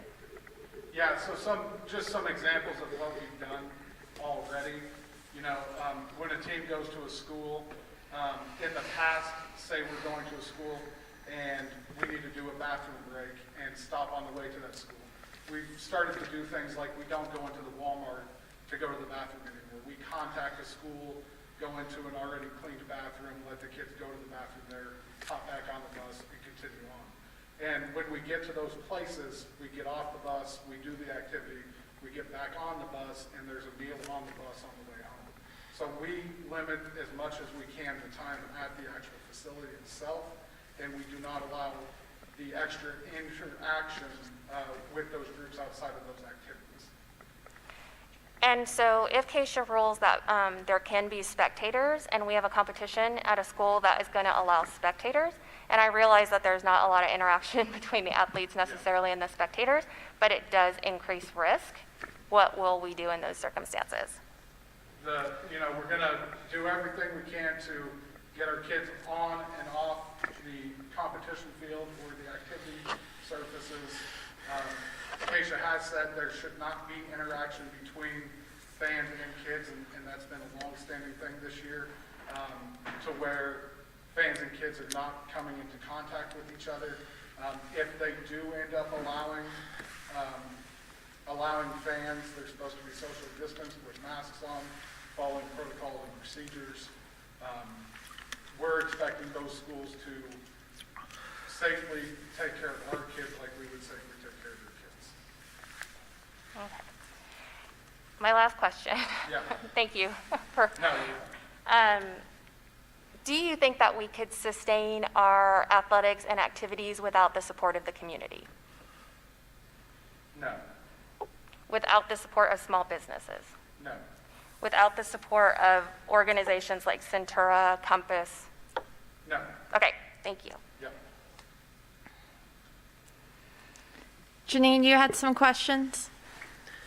I just have one. I know when I talked to you briefly before, I had asked if there is any kind of consequences that we have for when we have somebody that doesn't follow the quarantine or follow what they're supposed to do. So, for example, I know we've had a couple of situations this year where we've had teams that were quarantined and the team members did not do what they were supposed to do. They were out running around in the community or hanging out with friends and doing different things like that. And then when they were able to come back to school and go back right back to the activity, then they automatically did that. I would not want to step in and try and discipline or do anything like that about students or for parents. But I do have concern that if they're supposed to be quarantined and they're out running around in the community or hanging out with friends, and then coming back in and practicing or sitting with a group of people, that they are potentially coming in and further exposing other teammates or coaches or anybody else that they're around when this happens. I know that looking at some things about seeing if there can be anything done about that, and I was kind of curious if you've had a chance to be able to do that. And if you haven't, I understand it hasn't been that long since we've talked. Yeah, I keep looking at the screen. Yeah, so we're currently working on a code of conduct, a COVID pledge. It would be the first one in the state that I'm aware of. I've called around to some bigger schools inside the state, Olathe, Shawnee Mission, the Wichita Public School District, those places asking if they had anything or were doing anything similar that we could maybe steal and work off of. I wasn't able to find anything. We did, Dr. Carlin, Mr. Hogan, Ms. Barbara, and myself did sit down for quite a while today and discuss this topic.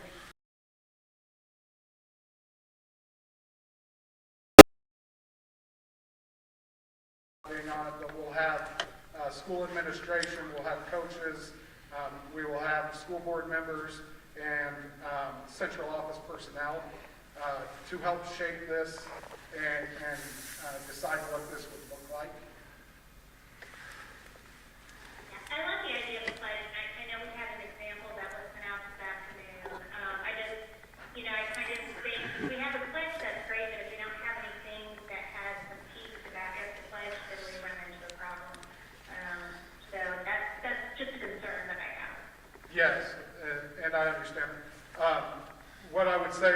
reason for the committee is trying to figure out something that fits everybody equally. So a person that's in robotics all the way to a person that's in FFA and show choir and green club to your dance team or cheer team and wrestling team and basketball teams or swimmers. How to make it all fit together. So that's the reason for the committee. Yeah, I think that's great. Thank you. Yep.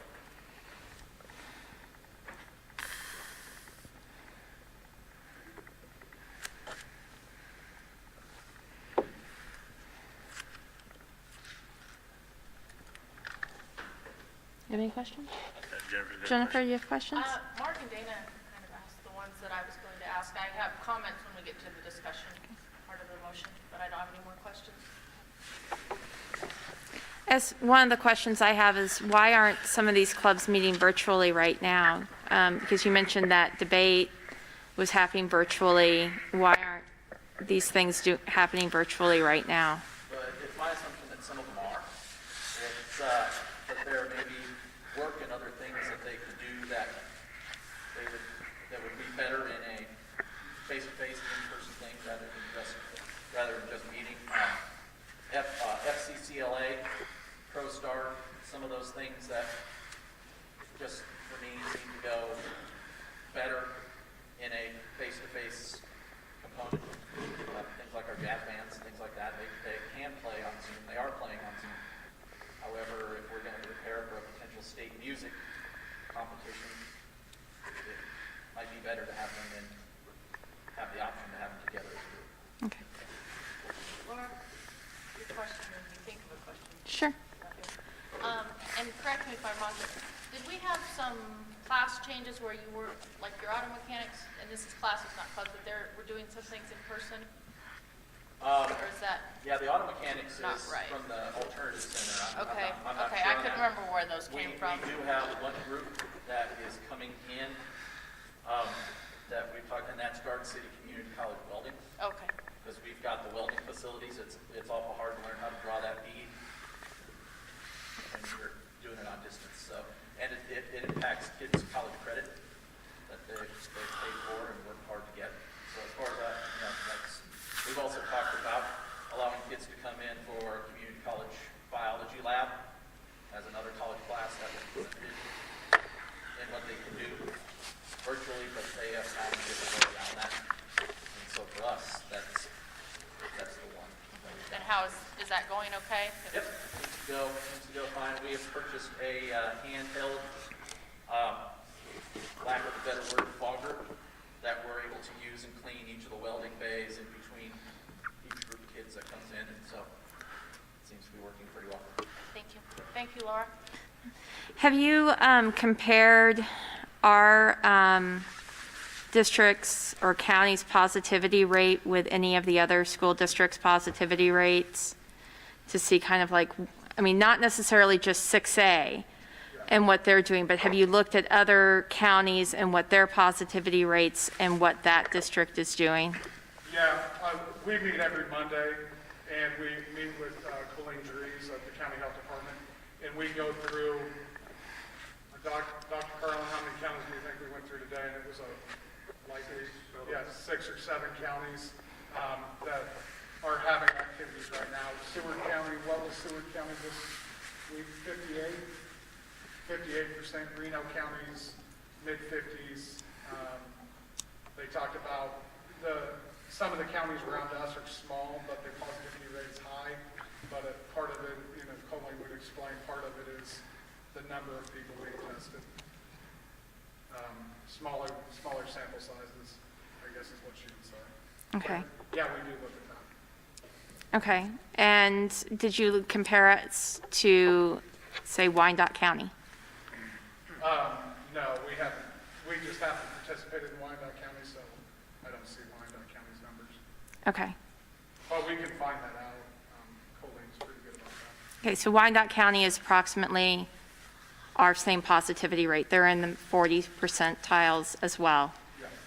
And they're not having activities right now. They didn't have fall activities either.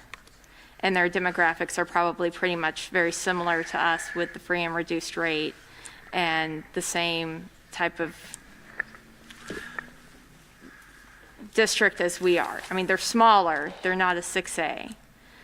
Did you look and see kind of what kind of relationship there as well? I mean, because I think they have a pretty similar type of situation that we do demographic-wise. No, but I can get a hold of those guys and specifically speak with them. Because the other thing that I had heard, I mean, because that's where KU Med is, and their ICU's at a 94% capacity too, and we're at a, you know, our ICU's full.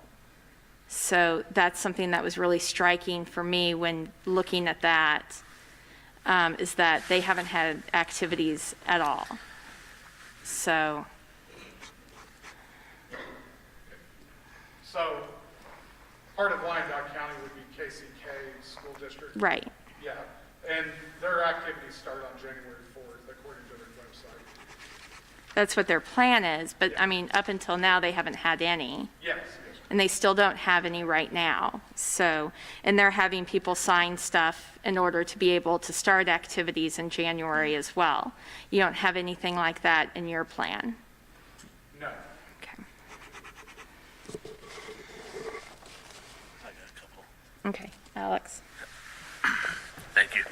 Hey, Mr. Norby, out of your teacher survey, can you hear me, Janine? Fantastic. So out of your teacher survey, you said 85 teachers out of the 100 or so staff answered the survey. How much of that staff have a dual role in clubs or coaches? Out of that 63% that voted yes. Is it over half? We're not sure who voted yes. I understand, but is it over half of your staff now that have a dual role as a coach, a club mentor, or anything like that? I'm not sure it's half, but it probably is at least a third. Okay. On the number 4, you said a nurse will oversee the symptoms. Will that be our school nurse? Will that be a different nurse from the St. Catherine Hospital or clinic that'll oversee that testing symptom? And then also with that, who and how does she report to? Does she report to the Finney County Health Department, or is that to you, or to Mr. Norby, or to? Is Michelle here? No. I didn't see her. So in speaking with Michelle and Dr. Carlin and me this morning, Michelle's in charge of our nurses. It would be a district employed nurse. And they do, our district employed nurses report to Michelle, and then Michelle will report to the Finney County Health Department. I'm correct on that. I don't know the ins and outs of the nursing Okay. department. So it's kind of like what we had before in our COVID plan that we sent forth in June. Because the times of the practices, some of them get pretty early in the morning or late at night, the nurses would oversee and train our coaches on the screening process. If the nurses were available, they would be there to do the screening, but if it was at an outside time, coaches would screen and report back to the nurses. If there was a student that began exhibiting symptoms, then the student would be excluded from the remainder of the practice and refer to the nurse to make a determination. Might be the next day, but to make a determination if they need to get tested, if they need to be excluded, or if it was a student was having a hard time with a lot of coughing, is it due to an asthma issue, or is it due to allergies or something that we need? And that's current with Finney County Health Department right now? Yeah, and then we work closely with the health department. Okay, so how many students are to shut down the activities or athletes that's our threshold? Is it a case by case as far as, or group by group, or is it overall? So if we have some incidents in basketball, men's basketball, it doesn't affect the chess club or choir or band or anything like that. So how are you to handle that as our high school? Yes, so I'm not in charge of shutting them down.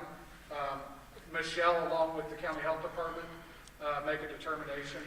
and they shut down those teams and groups based off of, and we don't, 3 has been the threshold, but we've actually shut teams down before 3 kids.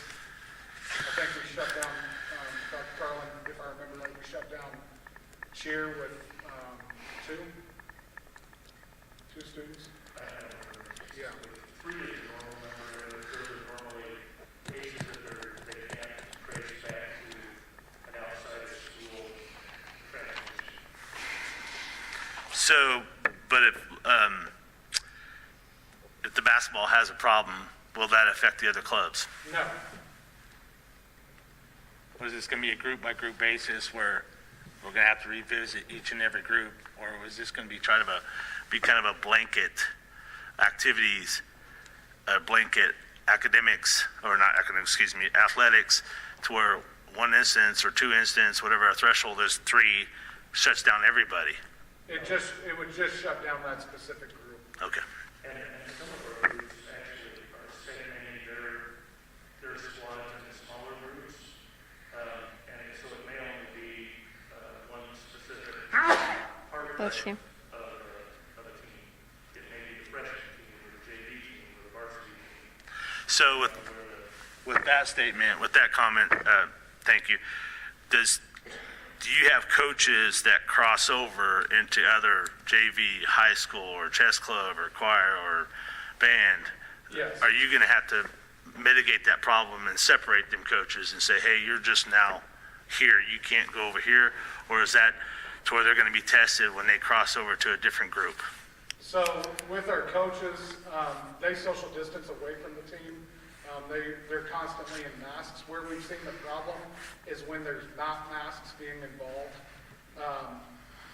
is when there's been a problem. And so our coaches have been masked up, and Michelle and the county health department hasn't done that yet. Okay. But again, that's up to the county health department and Michelle. And I would really compliment our Yeah. health folks when they do those investigations. They're thorough, but they take into account whether or not the mitigation factors that they use. And we have seen very little spread when the mitigation factors that they've recommended have been used as they recommended. So that's something they take very seriously. And like Drew said, they work most closely with our health services coordinators. And I want you to understand, my question doesn't doubt what your team is doing in Finney County Health and all that stuff, without a doubt. I have no problem with that at all. Yeah, and Alex, the crossover would be more in the activities piece of it. There may be somebody that does like FCCLA and theater, but there's not a lot of crossover in the athletic realm of it, or in the band, or in the forensics realms of that. Okay, so if that crossover mentor, coach, staff person does get sick, is there staff that fills in for that club? Yeah, and almost all the time we have multiple staff members that are sponsors of a club. Okay. The next one I got is if a student is in activities in athletics, that student is actually failing because of some of the issues that we have out there in the district with maybe some bad Wi-Fi, or he's just struggling. And he was a great student, but now he's kind of struggling because he can't quite understand the over technology, because sometimes it's a bit better with the face-to-face value with the technology. How is that student removed from the participation and competition, or is just participation, or just competition? Yeah, so we have an eligibility policy that we would still continue to follow in that case, not allowing them to compete during that time. Okay. And then I guess this is more of a question for you, Dr. Carlin, or Mrs. Knoll out there. Is the custodial, do we have the cleaning staff and the custodial staff available to sanitize the buildings and these rooms due to the high rise of COVID in our staff? I mean, I'm not trying to get you to quote a specific number. I just want to make sure that if we're going to be dirtying up the building just because of the airborne pathogens, that Dr. Hannigan referred to, I want to make sure we have a staff that keeps our building clean. I think I would kind of answer that question almost like this is finished it. There are days when we have more custodial staff than others, and we do the best we can on every single day to get done what needs to get done. We I'm sorry, prioritize excuse me. I'm sorry, I couldn't hear you. Yeah, that mic does have a reverberation to it. If you can, that'd be great. Thank you. Yeah, while we're waiting for I will tell you, that was a concern I share with you. At the beginning of the year, we had one of the motorized atomizers that clean and disinfect rooms. But through the year, we also purchased another one, a handheld one for use down in the shops, to give us a second one, and also then KJ and John Geis helped us purchase another one. So now we have multiple atomizers to be able to use in the building, so we can clean many more rooms with those things and disinfect than we had done before. So I think just to answer the question about whether or not we have the custodial staff, I think it varies day by day. There are sometimes that we have a lot more custodial staff than others, but we do work very hard to make sure we're addressing those high-touch areas and that we are getting the places clean that need to be.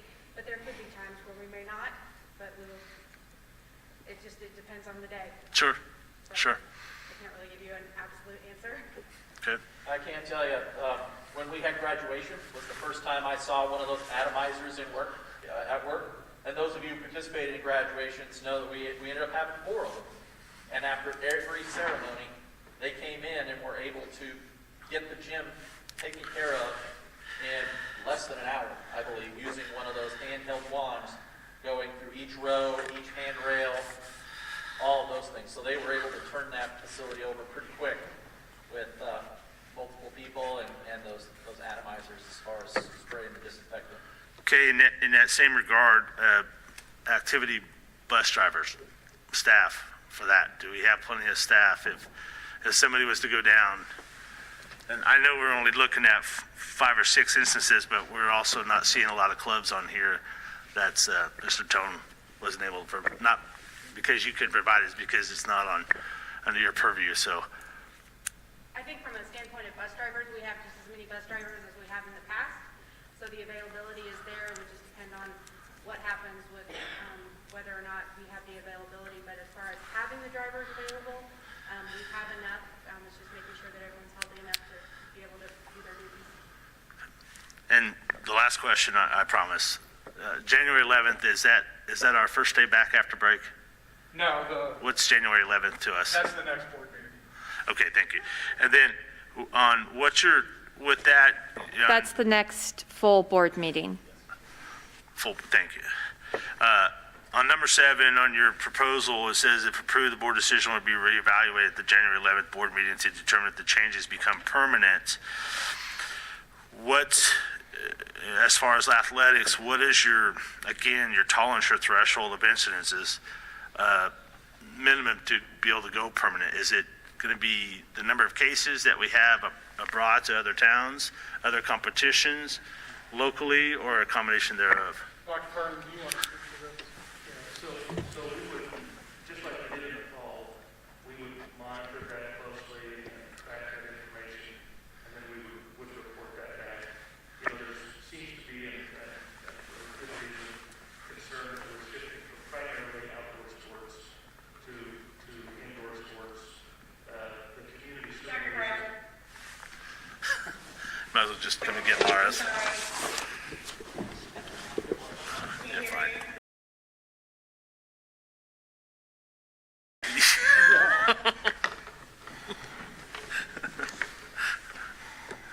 You're part of the firing squad.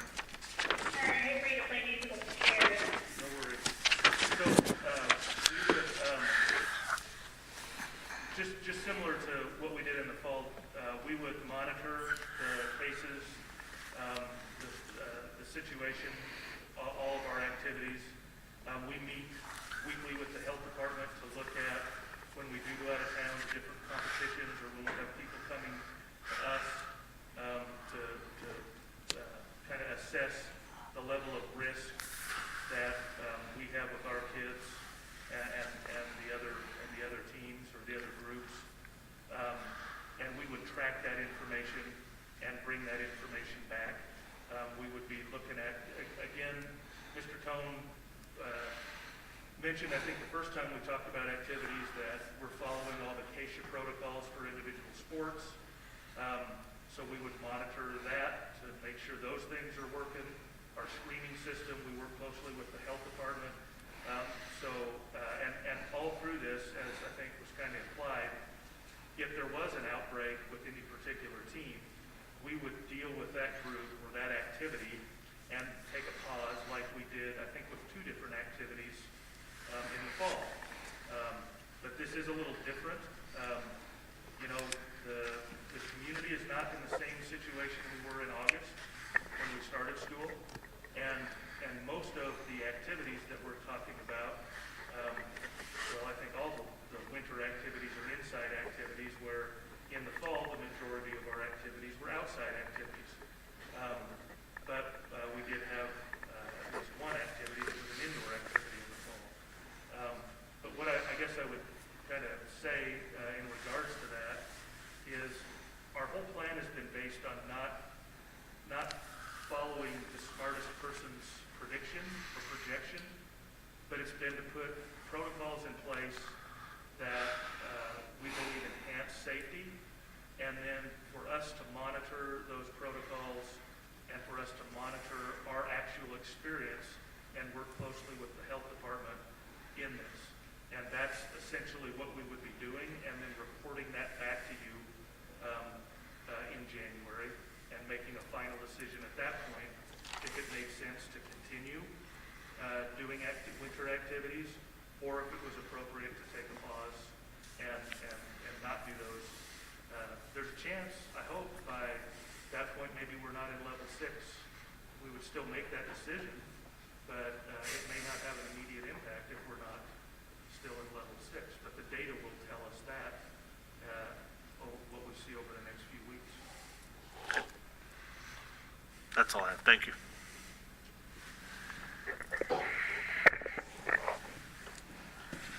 Any other questions? I have one more. Dana? Mr. Tone, is there room for negotiation on your proposal? I don't know how that works, to be honest with you. I don't know how the intricacies of the board work. What was the question? Is there room for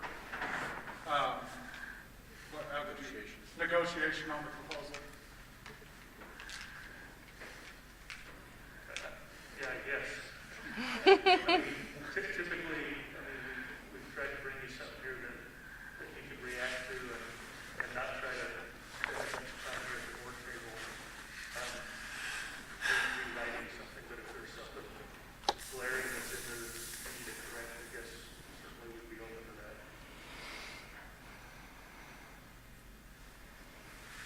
So are you wanting me to say?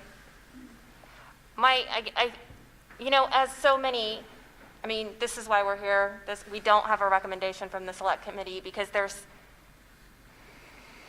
it's a very difficult decision to make. I don't think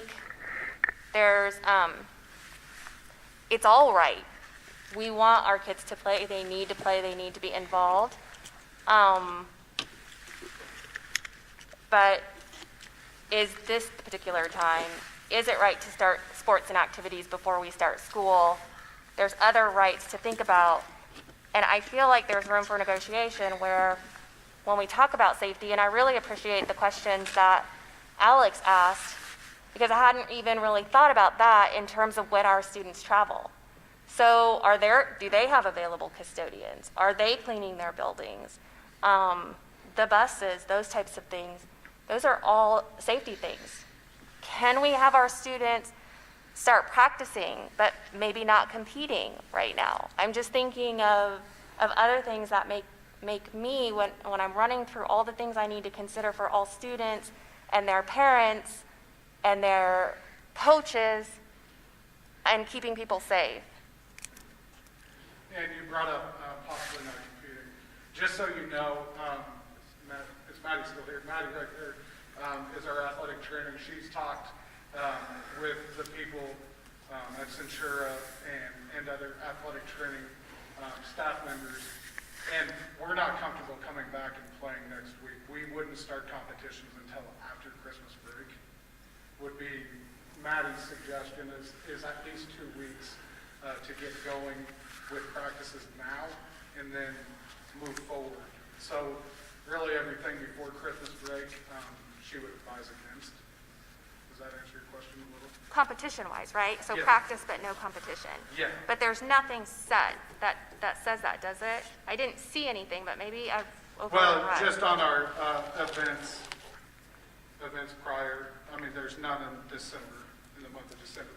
We're not anticipating doing any of those in December. Well, and then you have the Keisha moratorium. Yes, and then Right. we have the vacation moratorium over Christmas break, Sure. which is new this year. It's an extended moratorium from the 23rd of December all the way through the 3rd of January. So before the next full board meeting, we have 3, 4, 5 competitions? Yeah. 5.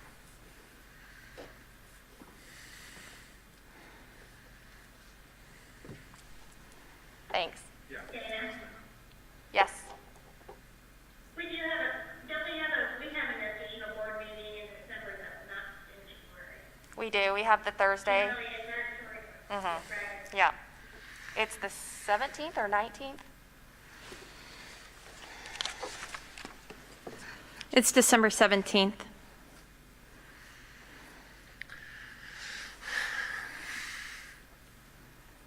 Just trying to give everybody a win-win. Yeah.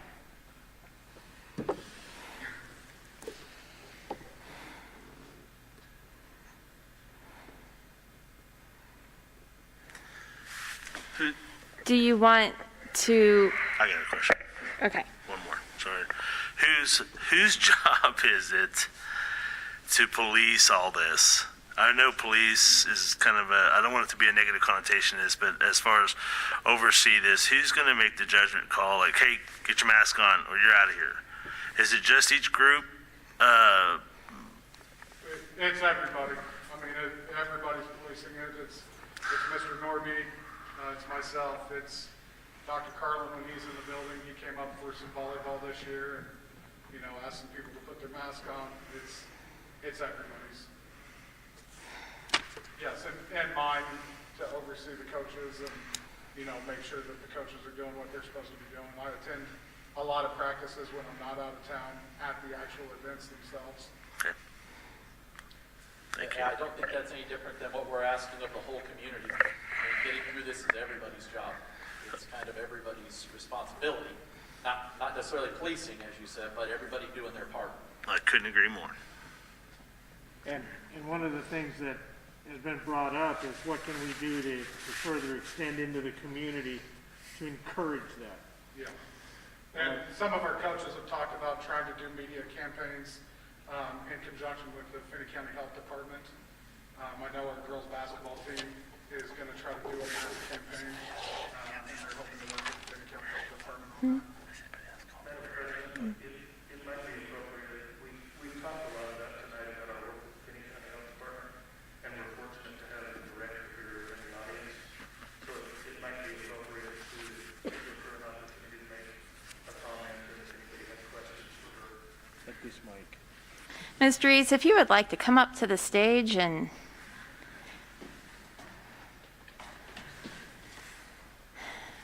While she's doing that, I do want to say that there is an opportunity here if we did move forward with engaging activities and engaging in this higher level of monitoring and then feedback to the board and that kind of thing.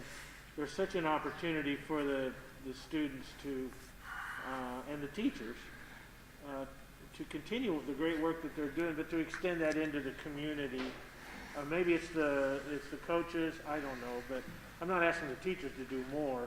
Certainly they're doing an awful lot, and I'm proud of them. But there's certainly this need to, when you look around in the infection rate in the county and the way we're trying to weigh this thing, both as a community but also focus on the kids and the staff. The numbers are not looking good.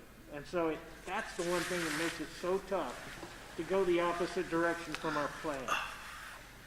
And so that's just something I think we need to keep in mind as far as maybe adding. I'm done. So, a couple of questions that did come up. I believe one of the discussions was larger metro areas. What is their positivity rate in comparison to ours? So just quickly, I pulled on covid.ks.gov. If you go in to that site, there's COVID-19 data. You can then navigate in to look at school gating criteria. And then there is a percent of positive cases per 2 weeks. So in there is all of the testing that is reported to KDHE to then do the results and tracking of percent positives per community. There is a slight deviation of what we track versus what KDHE tracks. But KDHE is reporting that Sedgwick County's percent positivity rate, which I looked at the week of November 29th, mainly because you want to kind of look at a week to 2 week setback to look at complete data because of the time that it takes to result out tests. So I pulled 11/29 and looked at both of the percent positivities for both of the communities. Sedgwick was at about 21% positivity. Wyandotte was at 19 to 20. They kind of ranged in that when I looked back several weeks of what the current trends are. As testing expands, that can deviate slightly, but it does, all that data is available as well to kind of look at the differences within communities. Out here in Southwest Kansas, as Drew had stated, we do look at the positivity rates, especially when evaluating competitions, because of those smaller numbers of tests. So like Grant County, they had, 4 to 6 students testing. If 2 or 3 of those become positive, that's obviously a much higher positivity rate. But that's not necessarily a good example that there's widespread transmission. So some of those things are things that we evaluate when looking at that data. As for the health department's perspective, where we're at with this, one, you have a tremendous decision in front of you. We definitely deliberated in the select vision team on it. As you know, our decision divided of 7 to 7 is perfect proof of how difficult that decision is. From the health department's perspective, from my perspective as the health officer here in Finney County, I have much appreciated the collaboration, the work with the school district. I very much trust of the decisions that you guys have made for the best of our community. I am more than willing to and happy to support and collaborate whatever decision is made here today by you. Continue to work to mitigate and advise of any further actions by the health department, by your school staff, and also training and discussion of what to look for with symptoms, with students, how to screen symptoms, using those tools, and really being an ally and a support system in any way possible. Thank you.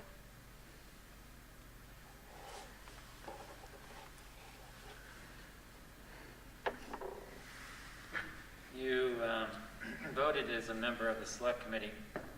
You voted against this plan. Do you have anything that you heard tonight that would change your vote?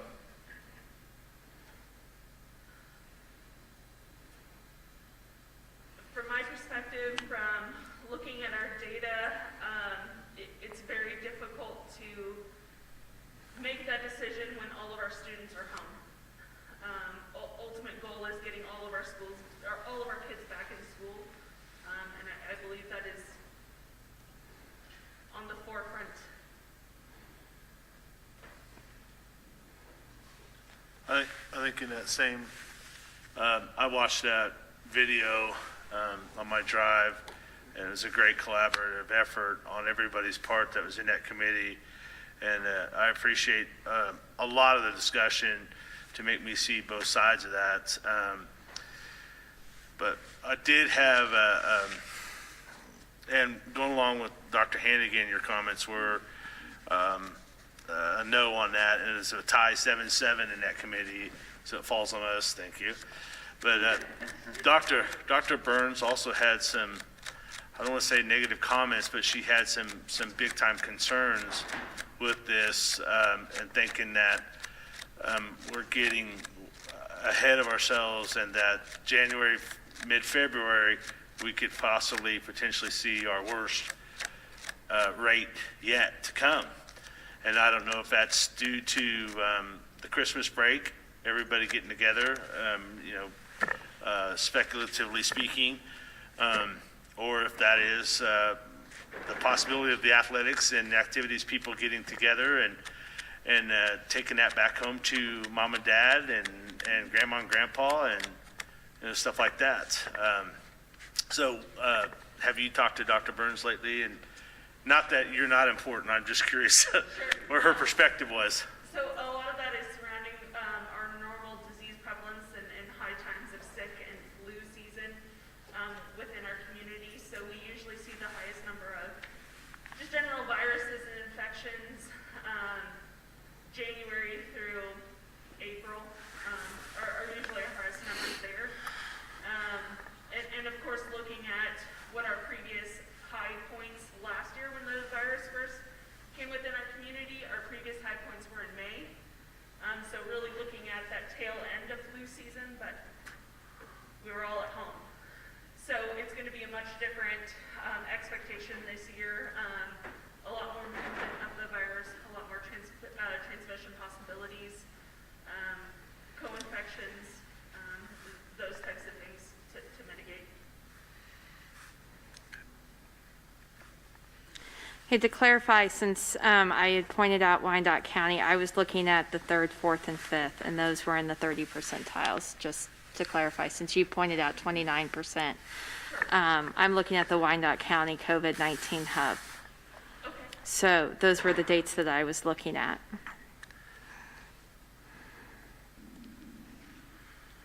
What is our first day come back after break? The 5th. The 5th, thank you.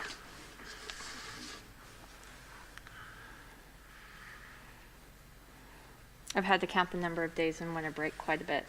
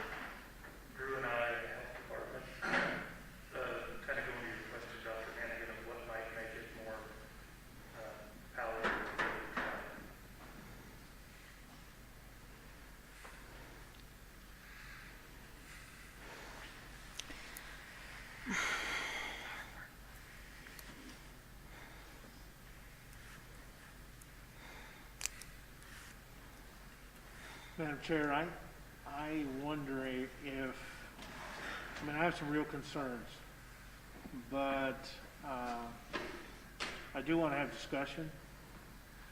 And it's always good to discuss from emotion.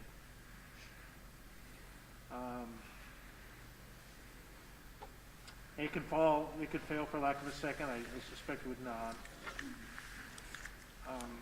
But I'm inclined to make a motion to accept the recommendation of the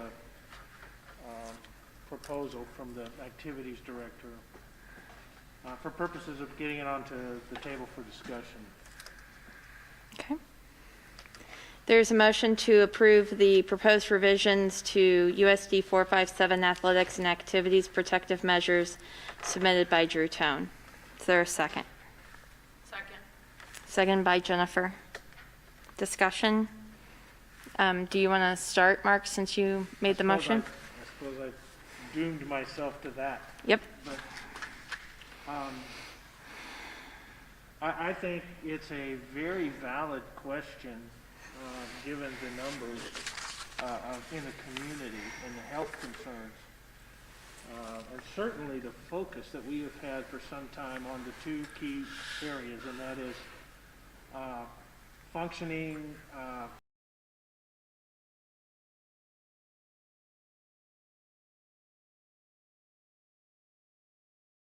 so within the capacity and within the safe environment for our staff. And trying to balance that, I think I'm proud of what we've been able to accomplish.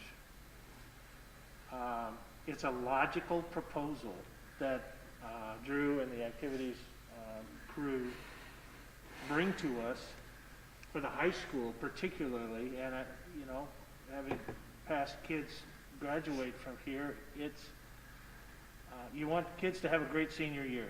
You want kids to have a great year every year. Ultimately, you want them and the families to be proud of their community, their school, and the activities that they're involved in, and how difficult that is in the current environment. I get that. I also understand comments that have been made that if we can do activities, why aren't we in school? Even more comments just back to the activities, and why can't we do that across the board with all schools, if but for the high school. And I suspect that if we go down this path, we'll have that conversation very quickly. Perhaps with more data, with Drew committing to come back. You have the self-centered interests of each of our wonderful families and kids, wherever they are. The self-centered interests of our staff from the standpoint of safety and their passion for teaching. And it's very consistent with the self-centered perspectives of each of our businesses and community members in this environment. And it just begs for not only patience and grace and tolerance, but also a little bit of foresight and a lot of diligence in trying to pull together the best information for the best decisions. I think we've worked really hard at that.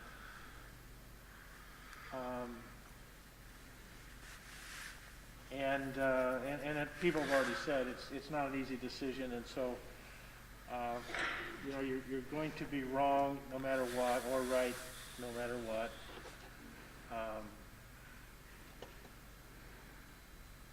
And so I still struggle with it because for all the reasons I've been described.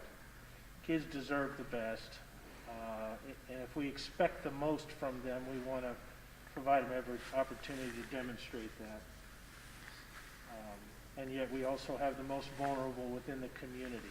This is a very difficult time, and I don't know what the right response is, because I can't peg a particular person's decision to a particular unhealthy outcome to an individual. And that's what makes this so challenging. It's a collective environment. I feel like I'm probably going to regret no matter which way I vote, depending on what the data brings to us in the next month. We're not too far from vaccines, it sounds like, and that's a good source of hope that this is a short-term thing, more so than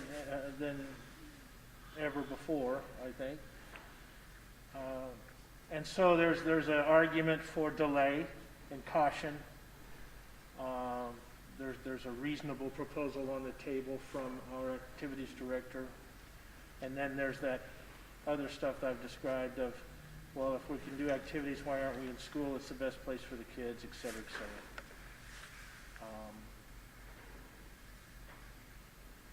It's a tough one. And I'm not going to lobby for one way or the other. And I guess I've said my piece. Okay. Janine?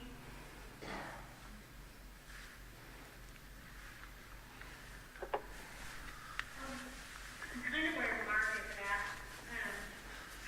You know, it is a very difficult decision. I don't think that there's anyone that doesn't want to see kids in school, kids in activities, kids, flourishing in their environment.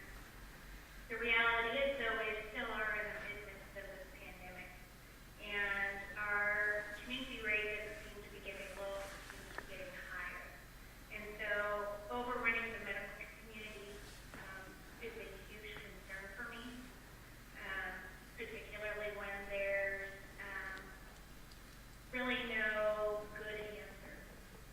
That's the hard part, I think, is there's really not a good answer for any of this right now. There's a lot of emotion tied into it, and it's hard for me to sit here when I know I'm sitting here with positive results and my family is in quarantine for the second time. And knowing what that does to my own students, my own kids, and their activities as well. I know that other families are dealing with that same type of thing. I think sometimes we do have a tendency to try and talk about our kids like they're victims. And they are very strong and resilient kids. I speak myself in the background. And, I know what we want the best, but my gut keeps telling me that we probably need to look at it and resume after the second semester starts on activities, which I know is an unpopular thought. But I can't ever remember a time in history that the medical community has asked us for help like this. And to simply ignore their work and everything that they're doing, to me, would be a huge insult on them. Dana, you asked a very valid question because we have our activities without the support of small businesses, without the support of St. Catherine's Hospital, without the support of our local community. I think we have to get really not far off. Hopefully, that will be available for everybody fairly soon. Hopefully, we can get those community members down. But my instinct right now is to wait on it until the first of the year to start activities. Jennifer? I feel like I'm going to contradict myself because I did second the motion. Because I'm 100% confident in the information that was presented at the committee meeting on why kids need to be doing sports and activities. But parallel to that, it supports why kids need to be in school. And I honestly believe that if we can do sports and activities, our kids can be in the classroom. So I am not confident that I can support this motion in allowing this unless there's going to be a discussion of getting kids back in the classroom before Christmas. And I lost my train of thought. So it's hard for me to want to support this. I think the discussion needs to be there that we're going to get our kids back in the classroom and they can be doing sports and activities. And I'm afraid if this motion passes, it's just going to delay getting all our kids back in the classroom because we'll be hearing, well, we have these kids, or at least they're doing sports and activities. So we can hold off a little bit longer getting kids back into the classroom. But this is only helping a certain percentage of 9th through 12th graders, and it's not supporting our K through 12 at all. And I still believe that the risk and the long-term consequences of not having our kids in the classroom is a lot greater than the risk of COVID numbers going up because our kids are in school. Yes, we've heard data of numbers going up from our medical community. Yes, the hospitals are busy. But where are the ties that are saying because kids are playing sports, because they're in activities, and because they're in the classroom, those numbers are going up? And I think we need to have a bigger conversation about that. So that's where I support the idea behind it, but I'm not willing to say, hey, let's have these sports and activities unless we can get our kids in school too. Dana? So first of all, I'd like to say how awesome it is to see students at these meetings because they're long and they're boring. And it shows that you have passion and that you believe in something and that you're willing to fight for it. And that's important. And it makes me happy that you're doing that. It's important to have a passion and it's important to fight for it. And we should all do that. So I'm really glad that you're here, and I'm glad to your parents that probably, gave you that motivation or gave you that that drive. Sometimes it's really hard. I've gotten some very negative emails. I've gotten some really positive ones, but I appreciate them all. Because we should all fight for the things that we believe in. So whether I vote your way or don't vote your way, I respect your passion. I admire your passion. This is important. I think we all agree that we want our kids playing sports. We want our kids in activities. We want our kids in school. I have not heard a single or received a single email that is anything but those wants and desires for our kids. I have gone back and forth thinking that I am firm in my decision because of the select committee meeting, or firm in my decision because of certain emails that I've received that then made me think I needed to change my mind. This is really tough. But overall, we are not an isolated entity. We depend on our community to exist. And it's not just sports and activities. And all of you are members of the community, and we are members of the community, and we need to work as a community. The minute I came in here and we did the pledge and we said one nation, I thought we need to be working as one. Because we all essentially want the same thing. I know you all don't get all the information that we do. You don't necessarily get the emails from the teachers who are exhausted, who had to go through the challenges of 4, and just when they got their feet on the ground, we're switched to level 5, and just when they got the feet on the ground, we're at level 6. So it's just tough, but my perspective is community, because we are all a part of the community. We are not isolated from the community. And so when I hear we don't have any ICU beds, that's not good for our community. If one of our athletes gets hurt, where are they going to go? I've been with that Eagle Med. It's not fun, it's not easy, and it's not cheap. So what's happening in the greater community affects our students, even though our students may not be, getting the virus or getting sick. We're all affected as a community. And that's the perspective, and that's what's going to drive my vote tonight. Dr. Hannigan? Sure. Can I use your microphone? Oh, yeah, here you go. Alex is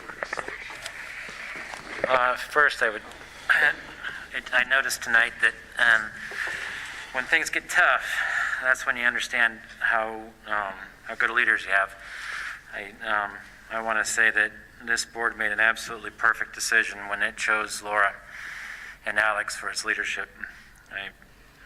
Some of you might have heard it, kind of a ridiculous joke I made, but this board made the perfect decision. It's the right decision. It's just a dentist joke. It's a bad joke. With regard to the comments made by the community, I think you did quite well in articulating what I might have said for most of the comments. There's only one comment and it had to do with the amount of depression and anxiety in our teens. And what struck me is I have looked a lot at the statistics related to mental health with our youth. And the mental health of our youth, the statistics that people cite, they were gathered prior to COVID. This notion of anxiety and depression, this concern that we have, this should be our concern now, tomorrow, and the years to come. We are among the world's leaders in adolescent rates of anxiety and depression. And we continue to fall in the world's order in every other measure of academic performance. And I have to wonder why we can't imagine a different way. Because what we are doing, even prior to COVID, doesn't seem to be working very well. The points that help inform my decision, every coach is a teacher, and we are talking about a system that would increase exposure of coaches who are also teachers, and we understand that this is an effect not just on the people that are participating in the activities, but also those who are not. The screening that I had hoped was going to be done by school nurses, I found out tonight is actually not practically always done by school nurses, would have to be done by coaches. I do think that they are motivated by things beyond just, objective screenings for COVID.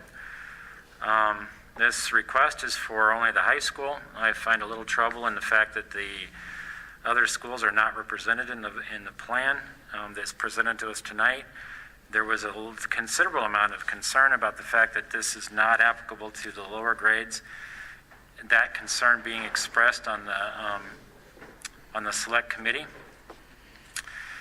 I don't think we have any data to support the claims that a structured practice environment is safer than an informal environment as we're experiencing now for kids.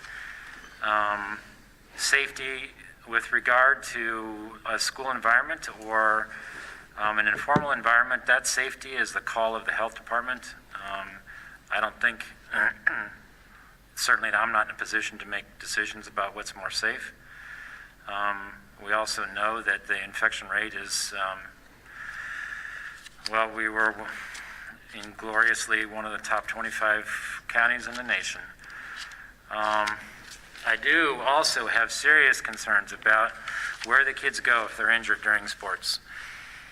All things being equal, if we had a compromise in the care that we could provide for our athletes in the absence of this COVID, we would have serious concerns about our athletes if we had any compromise in the care that they could seek were they injured in during practice or in a competition. And the fact that we're not even considering where these kids are going to go is very concerning to me. I had hoped that we might have some data that would help us understand that it could improve our online performance for the kids. We don't have any failing or tardy rates of the kids who would be in these activities. If there was ever a time for me to want to support activities with the overall goal of getting a better academic performance, this is it. I'm looking for a reason. I'm looking for anything that we can do to try to motivate the kids to participate. But unfortunately, we don't have the data for that. And I think to make those assumptions is just not where I want to be. We're not far off from a time frame that we might have some mitigation. Far off with regard to competitions, yes.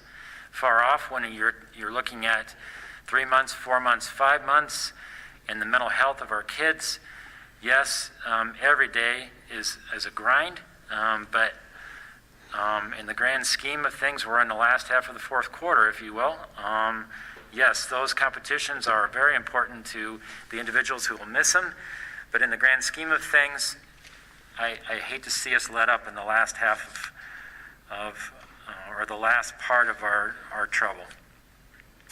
I think the fact that the Select Vision did not endorse this, the Select Vision team did not endorse it, true. They did not reject it, but they did not endorse it. I thought it was very moving to have a face to put to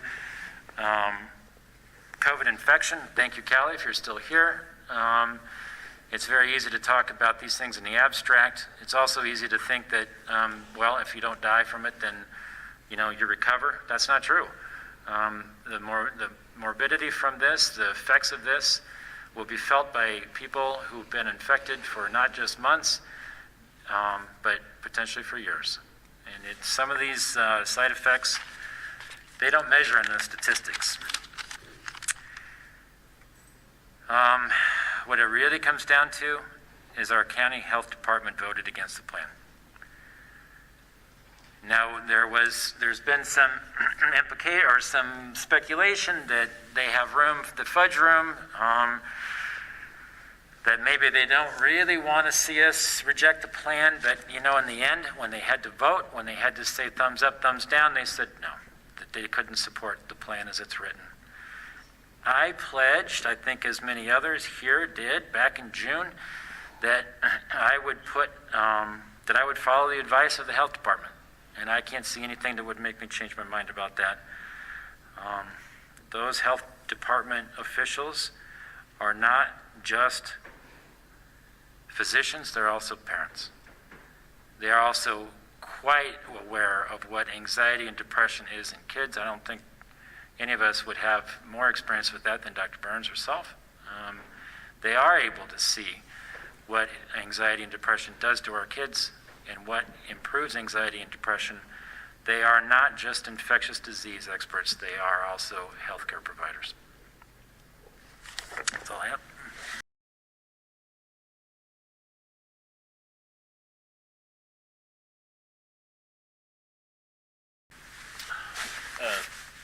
Thank you, Dr. Hannigan. This has been a very stressful week for probably all of us up here on the board, on the stage. We don't take the decisions lightly. Contrary to belief, we do not make any decisions behind any special meetings or anything like that. We're very transparent in all our decisions. I want to thank Ms. LaBarbera for supplying those 7 or 8 slides. The data there shows, I care about the staff. I care about the people behind the scenes.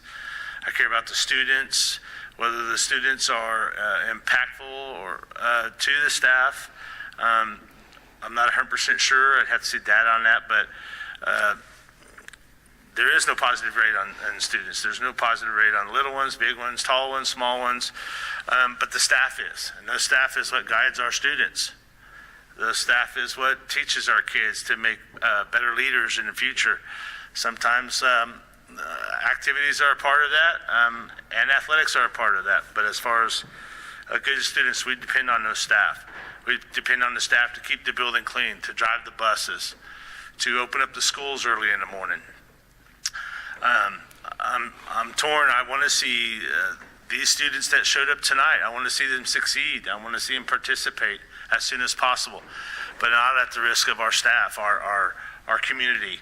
I happen to work over by St. Catherine Hospital, and we see people standing outside by patient towers holding up signs to their family members up in the windows. Please get better, please come home. It's heart-wrenching to see that. I have a personal affiliation with this with a father-in-law that's up in Norton, Kansas. A staff and the kids brought it up to that. The 69 patients, they all are infected. 18 have died because of that transmission. If the numbers were way down and these 7 or 8 slides that depicted a different outcome, I would really look forward to having the students participate. I think the littles are a little bit more resilient. There's no doubt that the 9th to 12th grade would not set a great example and be great leaders for the rest of our community and student population. But at this time, with the data that's in front of us and presented tonight, and along with the Findlay County Health Department, Dr. Burns, having some issues with this, I'm struggling. I'm having a tough time with it. Thank you. I'm probably coming at this from a different perspective. You know, my first job, I'm a mom.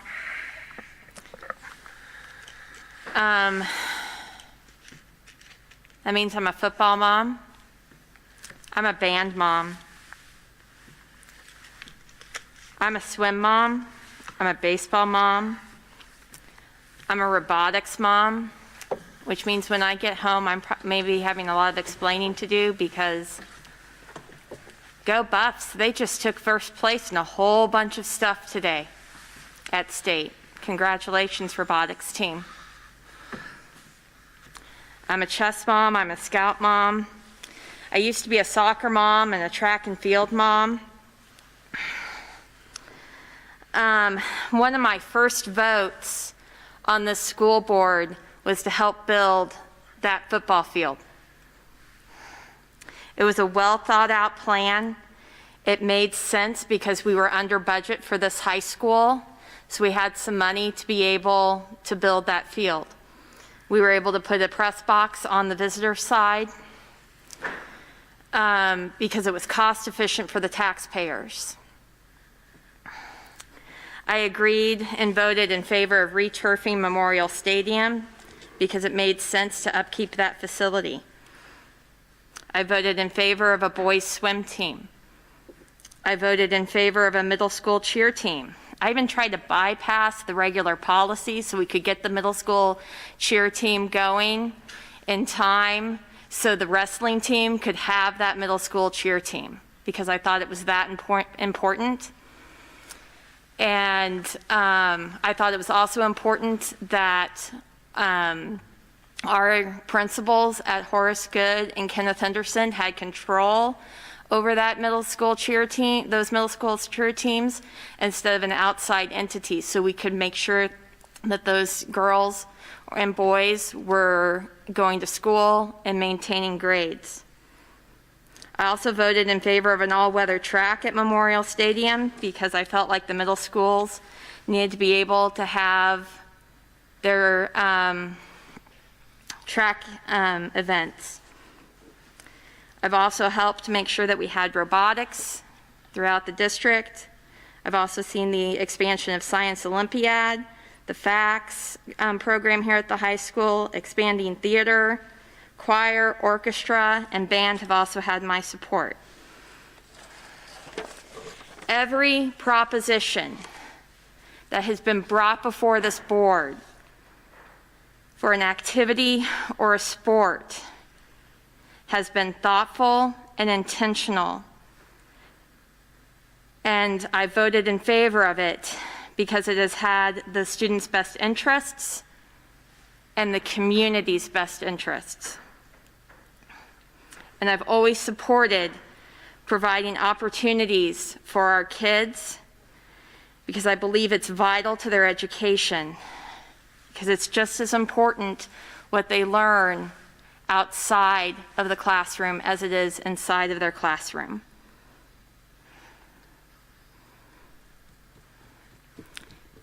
This is the first proposal that I can't support, and I wish I could. I think with some additional work, I could. And I disagree. I think there's a lot more work that needs to be put in to this particular proposal. Level 6 is really where the rubber meets the road. I think it needs to be far more detailed, and I think there needs to be a lot more collaboration between the coaches and all of the stakeholders. I think parents needed to be more involved in creating this plan. I think the players needed to be more involved. There needed to be a lot more work done. Perhaps at the December 17th meeting, we can revisit it and look into it. I think we probably needed discussion on this before we got to level 6. I think there's some trust issues and buy-in that needs to happen. I think we have to have a plan that is intentional and thorough. And what I'm looking at with this one page, I don't think we have it. Our hospital needs our help. They are at a critical stage.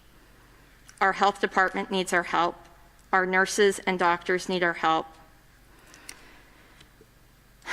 That letter that was sent out, our students are not the only ones bearing the burden of this virus, but they can help. We have to take responsibility, and it's time that we help out our community, just as everyone else has said in this. I know practices are going on. It's not just the swim team, it's other teams as well that have been practicing out there.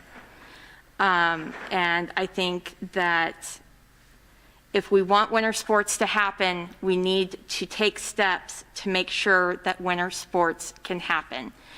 And I think if we can meet and work together collaboratively to come up with a very thorough plan and detailed plan, we can make that happen.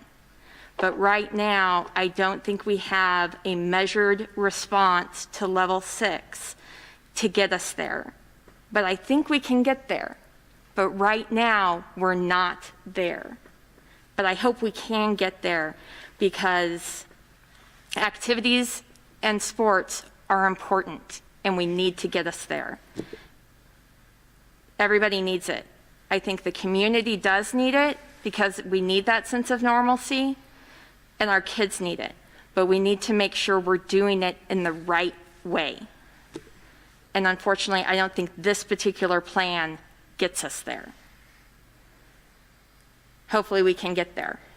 And hopefully sooner rather than later.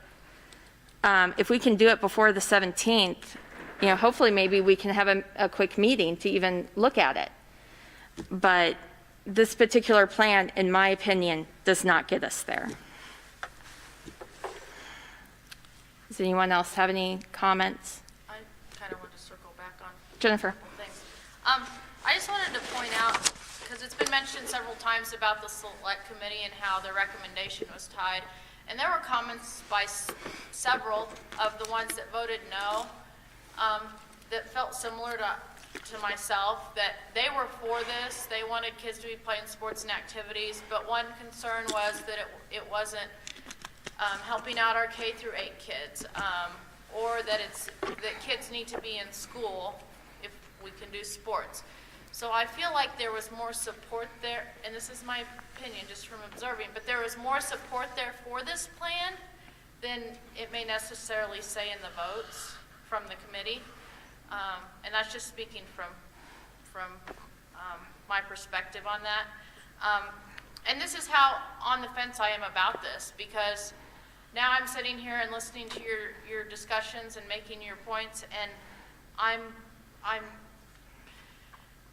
to the point where now I feel like I am willing to approve this motion as a step towards getting our kids back in the classroom, because I feel like, or I hope, that if this goes through and we can get our kids into practices as soon as possible, we can then have the discussion of let's get our kids back in the classroom. Because I still believe you find data where you look for it. And I agree that our hospitals are struggling and the numbers are there and people are sick, but the data is also there that our kids are struggling. And yes, some of that data comes from before COVID, but it still withstands that when kids are not in school, they're at higher risk for other things. I watched the committee, so I heard the whole discussion. Well, I wasn't criticizing you. I was just pointing it out for the people that did not get to see the committee meeting, because I know there was a parent maybe as another parent, but there was a couple different ones, and maybe even teachers, I'd have to go back and watch, but they said they would be for the plan, but their concern was that it did not influence or help out the younger grades, or that academics were needed to be looked at first. And I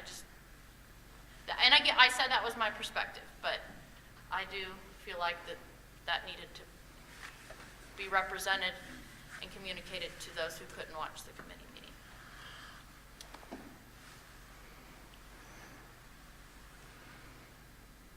Any other comments before the vote? Stephanie? Laura? No.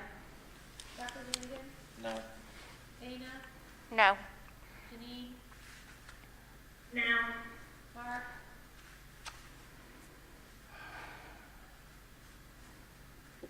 No. Jennifer? Aye. Alex? No.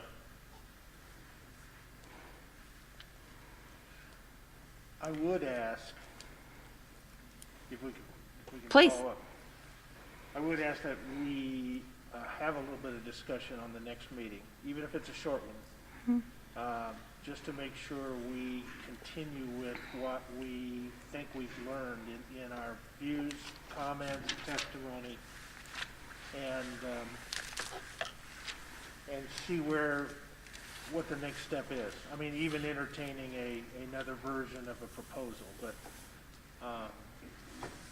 because I certainly agree with Jennifer that there were comments made that said, well, it didn't go far enough, or sending the wrong message, or those kind of, comments.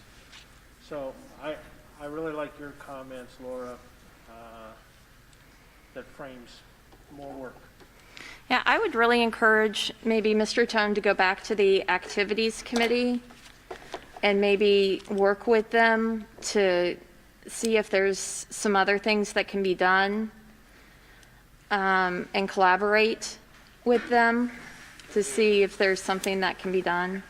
I feel like we're getting into a situation where we're raising the expectations of those who have a stake in this, that we're somehow going to come to a different decision here in the very, very short future. And I'm not sure if... We can't hear what Dr. Hannigan is saying. I feel like I'm suddenly feeling indirect pressure. I'm feeling pressure that there's going to be, that we're heightening expectations about what we're going to do at the next meeting. We haven't really discussed, where we're going from here, what do each of us need to try to get there. But this notion that if you just bring us back a plan, if we just have 5 minutes, that we might be able to get there the next time, I'm getting uncomfortable. Okay. Can we just, I get that we want to really get to something for the kids as quick as we can, but I think we need to figure out what is our criteria, each of us, to get the votes that we need, because mine might be different than Right. others. And I don't want to feel any more pressure than I already do. Good point.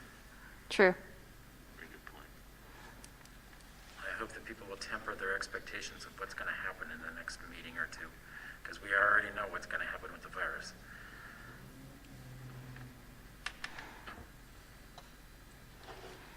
But I do think that open discussion, as Mark has proposed, so that we can ask ourselves, what's our, what do we need?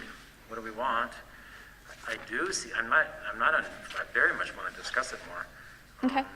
How could we imagine getting there? I'm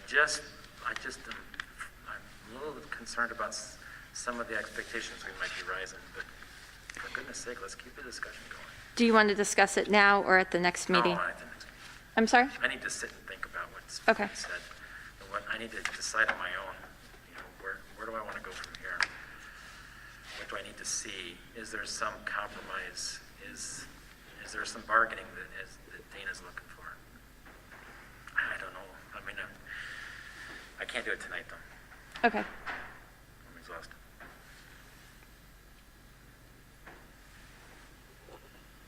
But if you guys want to, I'll crunch through it. On the activities plan? Yeah. Okay.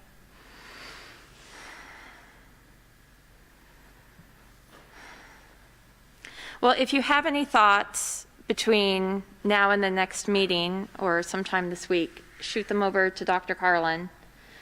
Maybe at least Mr. Tone can maybe set up something to start collaborating, to get some ideas going at least. And at least start working on something perhaps. I don't know, but what are your thoughts, Dr. Carlin? You know, typically when the board makes a decision, we don't bring something back immediately. Okay. However, if the board's okay with that, we certainly would be willing to start. Dr. Carlin, I'm sorry, I'm not hearing.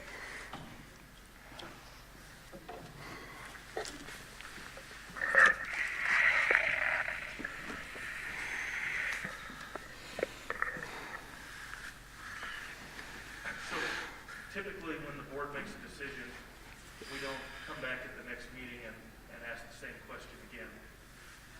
However, if the board is okay with us going back and taking a slightly different approach to this, we certainly are willing to do that.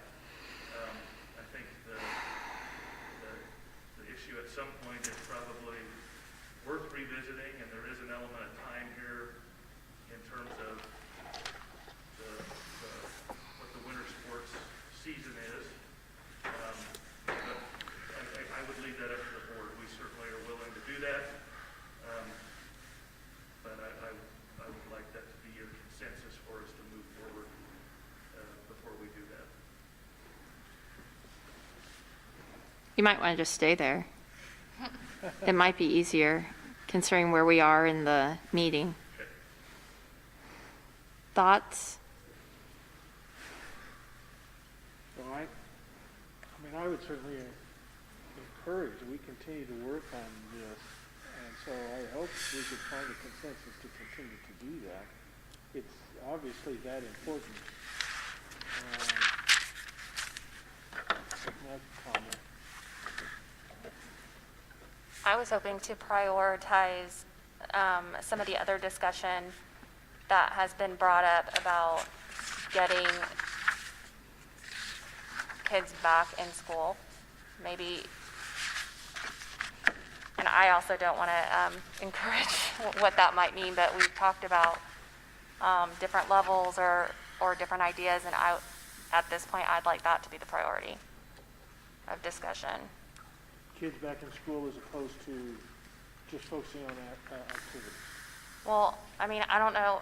I mean, Just a question. so some of the information that we've received, Mark, has probably not been shared necessarily. So things that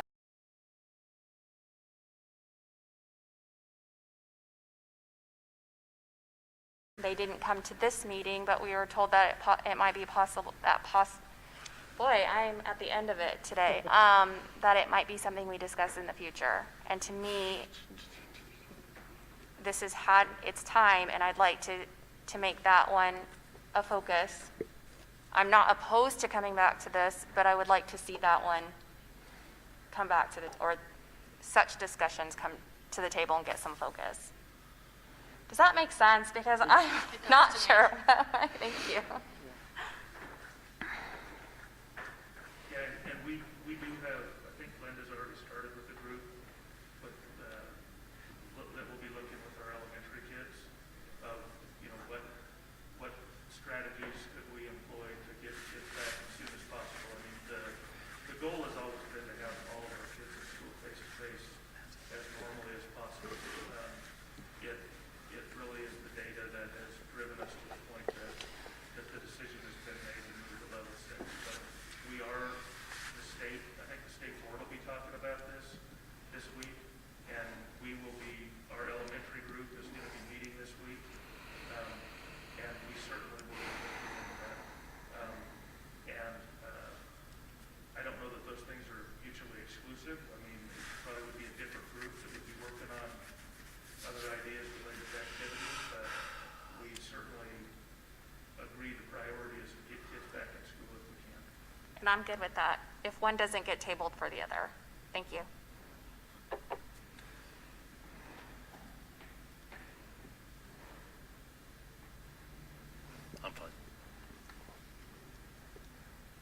So, I was just gonna jump in real quick, because I had come tonight hoping to entertain a motion for us to get kids back in school, in conjunction with the activities and sports, and seeing how that motion went, I see it's obviously clear that probably wouldn't happen. So I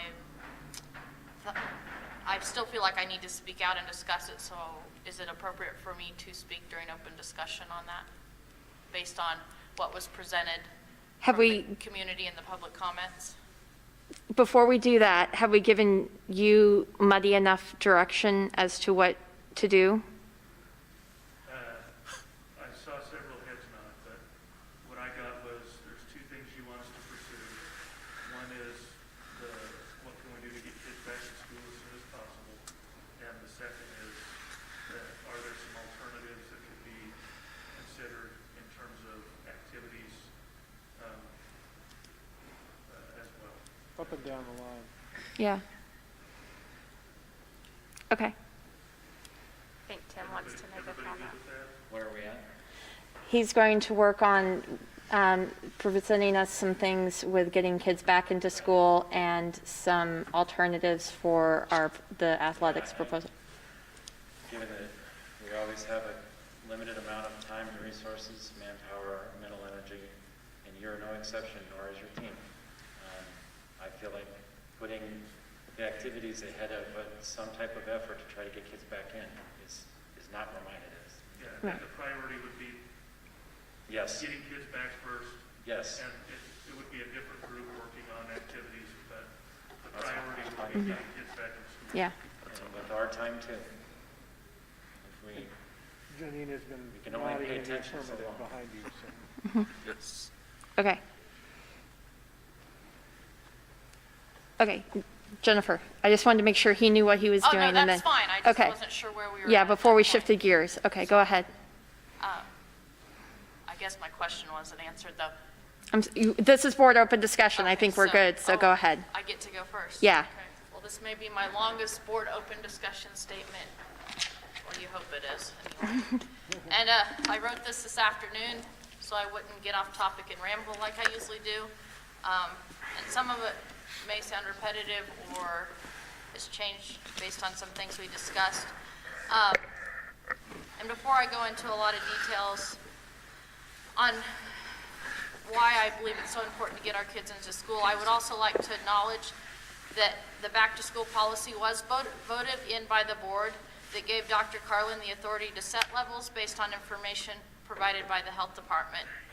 And it's been brought to my attention that by proposing we go back face-to-face, that as an individual board member, may be going against the code of conduct I signed. I support the idea of a board and that my vote is only one and that I'm only one of 7. And then once a motion passes, I will support the decision of the board. And I believe I'd consistently adhere to this. However, it was also stated that this document is fluid and there have been situations where levels were set, not based on criteria established, but by how the team, the leadership team, the health department, Dr. Carlin, was feeling might happen. So how can only one perspective be presented and discussed? I not only represent the Board of Education, Dr. Carlin, but I also represent students, parents, and teachers who are struggling, and also believe getting our kids back in the classroom is safe and necessary for their mental and emotional well-being. I believe all kids should be back in school face-to-face as soon as possible. It is obvious our kids are unfairly bearing the burden for our community. Do you realize our school is the only place that is shut down in the community? Why is that? Why is a consistent, controlled educational environment not safe enough for our kids? Have we considered where our kids are spending their days when not in school? Parents work so our younger kids are potentially homeless siblings, spending their days with grandparents who are our at-risk population, or sent to child care facilities such as the YMCA being mixed with different kids each day and trying to do school online. As for our older kids, as it's already been stated, they aren't staying home. They can be seen daily at the Y or the Rec or other fitness facilities playing sports and being active as kids should. or they are working at fast food restaurants and part-time jobs and most likely taking time away from their schoolwork. We need to keep in mind our already high at-risk population for failure, despite not being in school. Every year at the calendar committee meeting, I am told we need to have our kids in class as many days as possible because not all kids have a supporting and safe environment at home. I've been contacted by numerous parents who are home full-time to support their kids, and even these kids are struggling. Can you imagine how the kids with no support are faring? At the letter grades, such as Fs at the middle school, have doubled since we've transitioned to hybrid and online. And from the numbers I have found, less than 15% of our students are receiving meals at the middle school level. We are a district of over 75% of free and reduced lunch. How many kids are going hungry because they aren't in school? The CDC and Dr. Fauci have stated it is safe and necessary for kids to be in school. The data show the dramatic toll remote learning and lack of activities has had on our students. We not only see increases in the percentage of failing grades, the number of students with anxiety and depression, but there's an increase in absenteeism consistently as we keep kids out of the classroom. Local providers have shared with me that they are seeing a high increase in mental health cases going through their offices. Staff shortage has been mentioned several times as the reason for our online status. However, if you visit with individual principals as I have and look at schools that have already been closed due to staff being home, this situation is not as severe as it had been. We need to go back to allowing the levels to fluctuate to individual schools. Recently, the CDC has shortened the recommended quarantine and self-isolation times for those exposed or testing positive to COVID-19. By choosing to follow this recommendation, this will likely help keep classrooms open. When school started in August, it was apparently clear parents are not afraid and want their kids to be in school. Just look at the overwhelming percentage that chose to face-to-face over hybrid. Also, at the time, the Board of Education received a study showing low risk of children under the age of 12 getting COVID-19 and passing it on to others. Why is this disregarded? As you know, I am not a fan of masks, and I am not able to wear one, and perhaps that was why I was such an advocate against them.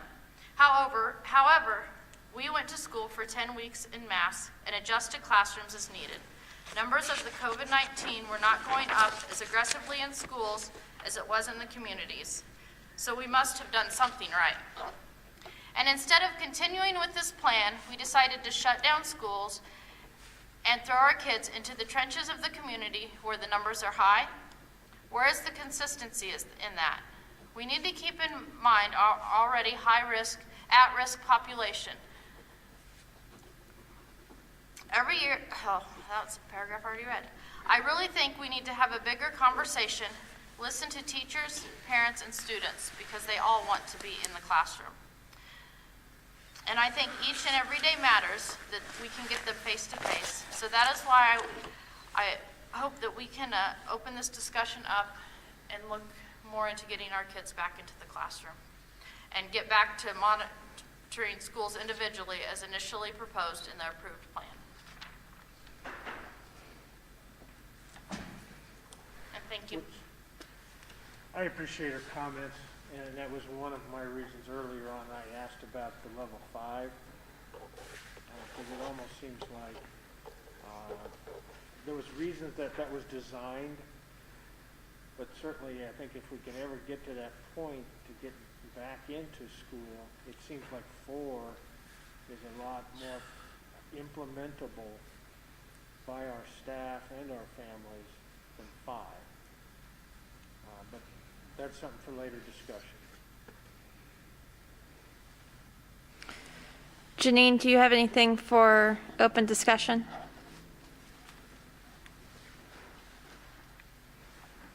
No, majority of what I was going to say, I said earlier when we were looking at activities plan. I agree with Fred. I think there's many of us that don't like kids back in school, but I do feel strongly that we need to be, we are part of this community and that we are responsible as well for the community. Having said that, the community I also believe to be doing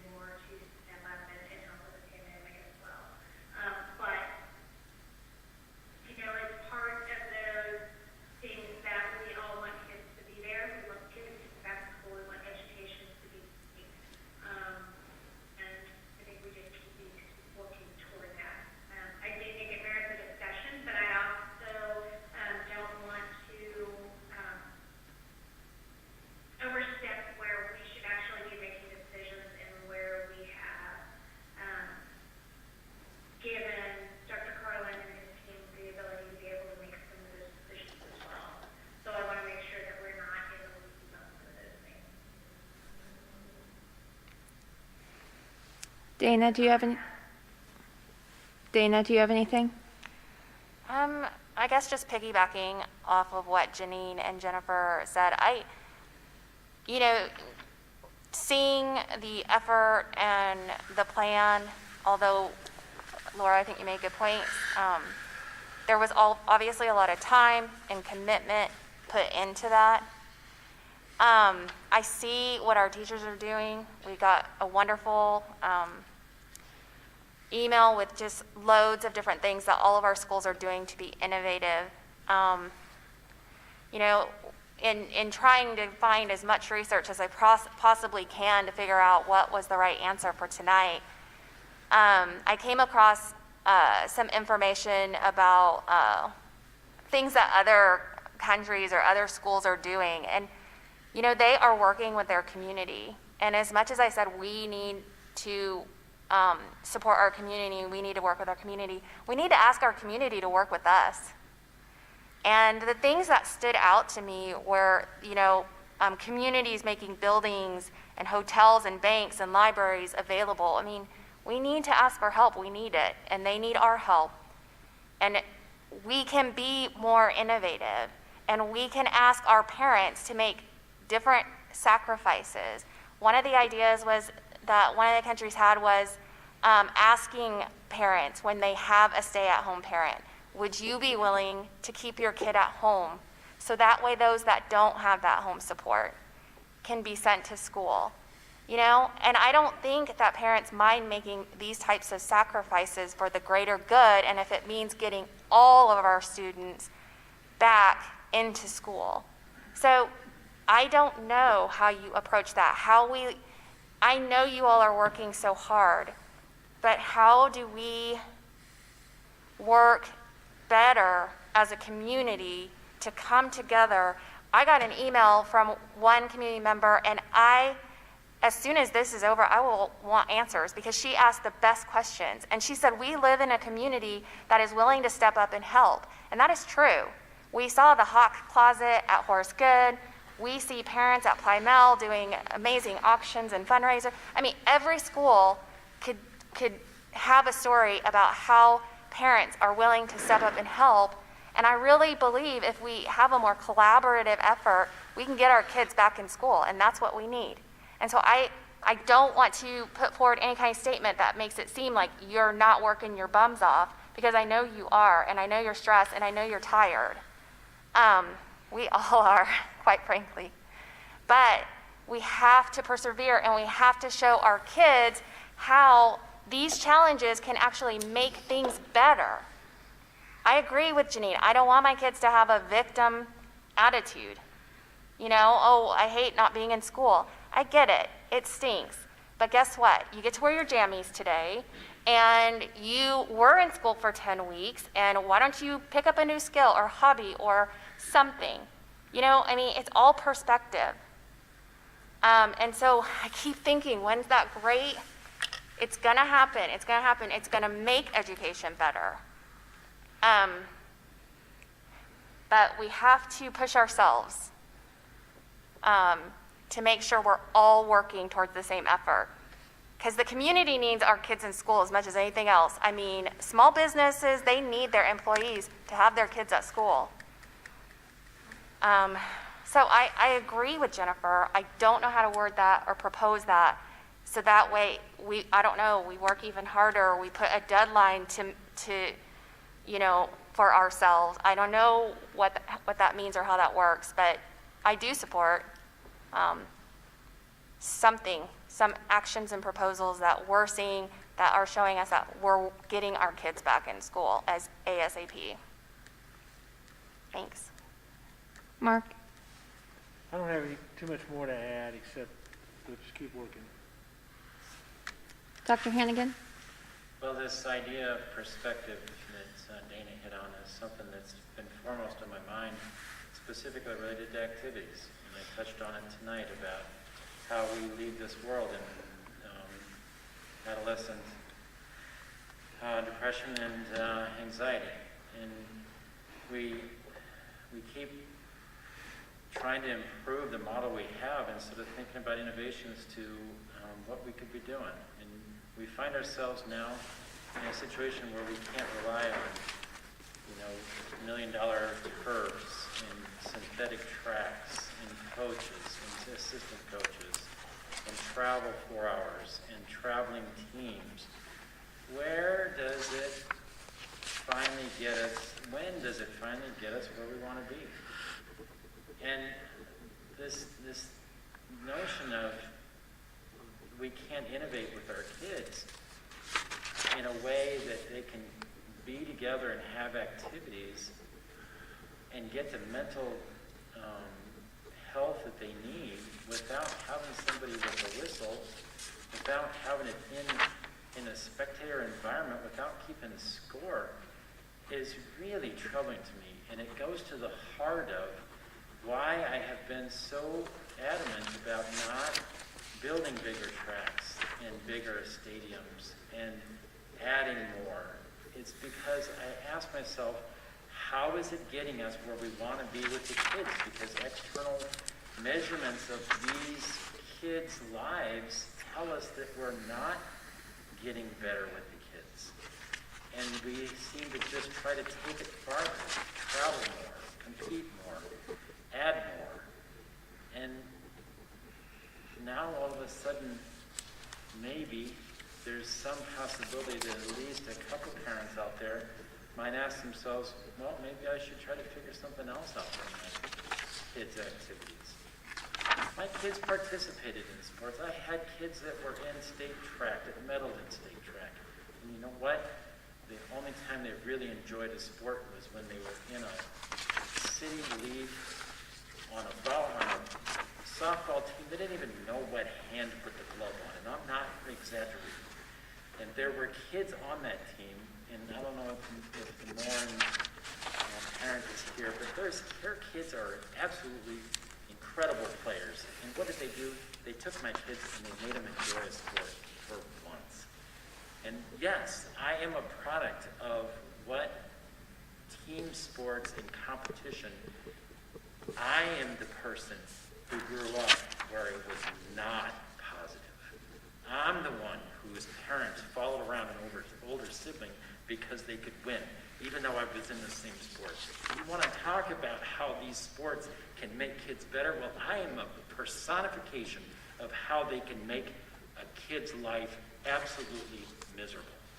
And we have a situation now where what if a parent doesn't let a kid participate in sports if we put out the fact that they can be in sports? What is that kid's mental status going to be like? Maybe there are kids who are glad that we actually don't have another way to measure one kid against another, one sibling against another. What about all of those kids? Who's representing them? I am. I've lived it. I still live it. I have trouble mentally because of it. This stuff that we talk about that is always supposed to be positive for these kids is not. And the amount of money that we put into it when we could be putting into something else is not positive. And somebody at some point has to call ourselves out about what is going on with our kids. But I don't know.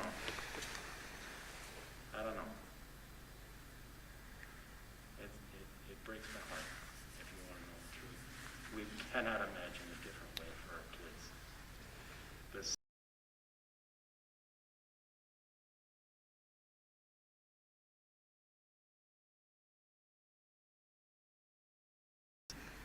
Can we not imagine a different way?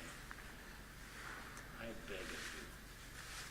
We have millions and millions of dollars in our activities. We have millions of dollars in these tracks and these stadiums and these teams and the travel and the buses and all of the people that take care of all that stuff. Really? That's the best we can do? Buy them some stuff, hire a coach, drop them off, parents. We'll make them into better people. Really? I can't even go any stronger. Alex? I just want to say thank you to all the people that showed up tonight in our audience and all the students, please don't be discouraged. Both of you guys, all of us as a community, this will hopefully turn around. The sooner the better, obviously, but it will turn around. I also want to thank everybody who's been here tonight to present. Did a fantastic job with all the information. It's something that I couldn't imagine putting together and coming to the presentations that you guys do. It's a lot of data thrown at us all week long, all month long, all year long while we sit on this board. And it's tough to make these choices, not only for the community, but for our students. I don't take very lightly, and I don't think anybody on this board does take very lightly. Dr. Carlin, you and your team, I appreciate it. All the hard work you guys put in day day out. I appreciate the board faculty meetings that we get to sit in on Zoom. We had some great discussions this last week that I was a part of. It was great to see the teachers and the staff get through it and have a great Zoom with some of the students. And some of the teachers are having a difficult time to get in touch with the littles and get it through, and they want that face-to-face, that touch, that hug that they so desperately need, that interaction. But it wasn't all gloom and doom on that part. They had some teachers that were very interactive from the video we've seen that can overcome, adapt, and persevere, and have some form of teaching and get across to the students. And the very first thing she said in our board faculty meeting is that the first 15 or 20 minutes was kind of open for those kids to interact with each other on Zoom and not have a person over them, a proctor, telling them to calm down or quiet down. But those kids were able to interact because sometimes that's the only interaction they get all week long or all day long after getting into their studies. So I appreciate everybody's hard work in the district to overcome this and to adapt, persevere, and try to do better. And I know there's some Wi-Fi issues, and we talked to Dr. Carlin. Hopefully we get some of them spots taken care of out there in our outreach schools. Sometimes it's tough to get out there in that farming community with Cox Communication, I think.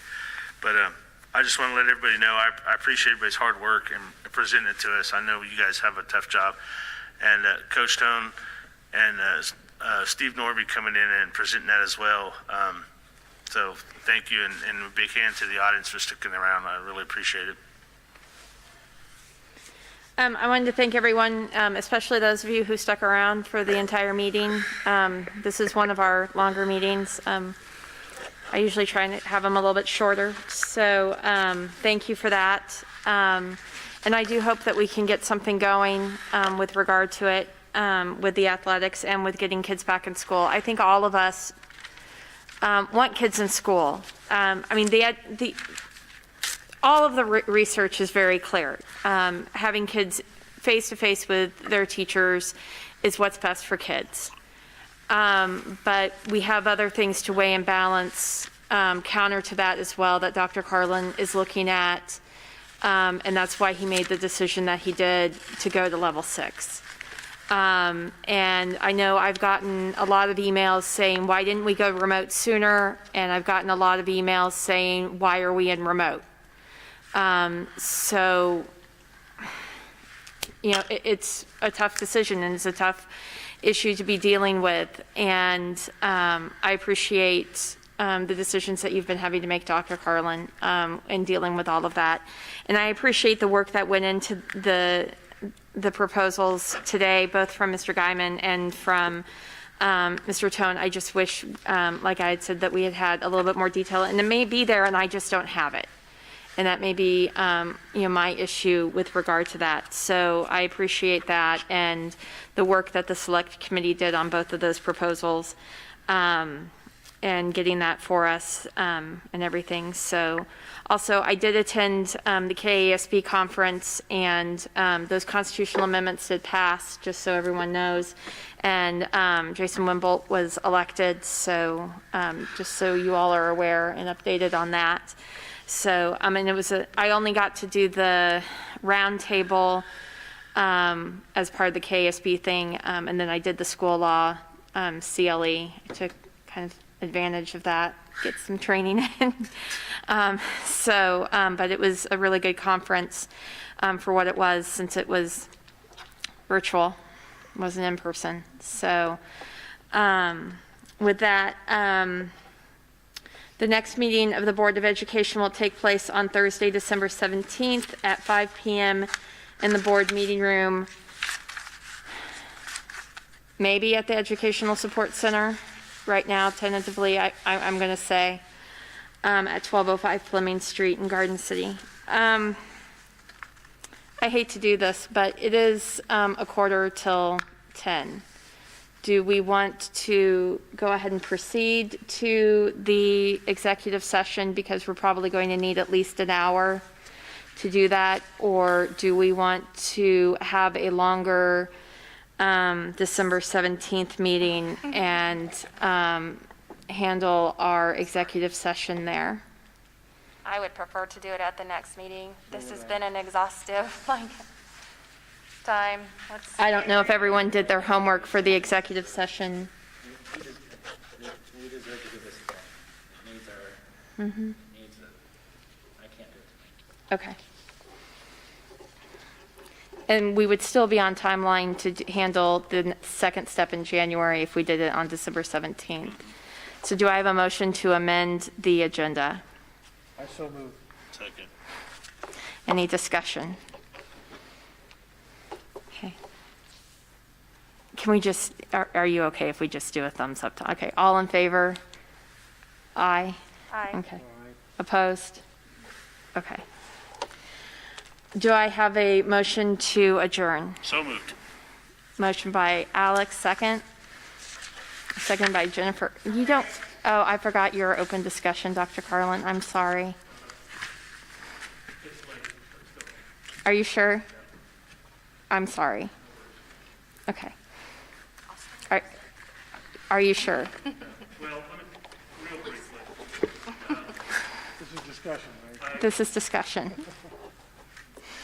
I want to thank each of you for the effort that you put in on this board all the time, but specifically the issue that we dealt with tonight. There are no easy answers. I have the utmost confidence in every decision that you make, that you're making it in what you believe is the best interest of our kids, our staff, and our community. COVID is such a polarizing issue for all of us. And it is so important, I've heard it mentioned tonight a number of times, that we be together, that we be one to work through this. When this started in the spring, it was very apparent that it was going to be the most disruptive event of my lifetime, and that's proving to be true. I wish it wasn't here. I wish we didn't have to deal with it. It is creating inconveniences, and people are being asked to make sacrifices because of it. And I do believe that in the end, we'll be stronger. And I think the best thing that I've heard from dealing with over the last 2 weeks is the conversation about how resilient our kids are. And they're not victims. And it is how we approach things with our attitudes. And I believe our kids, and I believe in our staff. I will tell you, I wrote a few remarks, and then Laura made me move over here so I don't have them in front of me. So, but I truly believe that we will come out of this. We're going to do our best. We're learning. I believe in our plan because it doesn't follow predictions. We use our data to guide our decisions. Are things perfect? No. And there's certainly no shortage of strong opinions about this. But I believe our teachers will be innovative. They will make things work. I believe they put our kids first and foremost. And none of us want to be with kids out of school. We all want kids back in school. But we also want to play the role in our community that supports others in our community as well. And, the relationship we've had with the Finney County Health Department, they're amazing. The work that they're doing and I don't know how they do it.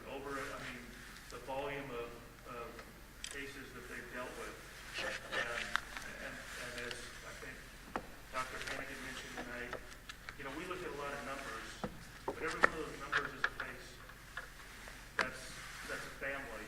That's, the statistics are if you're 65 or older, I heard you're more at risk. I heard that tonight. Well, those 65-year-olds are parents and grandparents, and they're important in our community. And if nothing, I hope our kids learn the importance of what we really learn in sports and athletics is that the team is greater than the I, and that we all need to do our part. And we're going to endeavor to bring you back a proposal that can get our kids back in school, something that can hopefully get our kids back in their activities, but that also, understands that we have a bigger role in this, and the role, we are part of a bigger community. I appreciate your attitude and how you approach things. This was the most difficult decision that I've seen our board have to deal with in my 32 years working in this school district. So thank you for that. I also will tell you that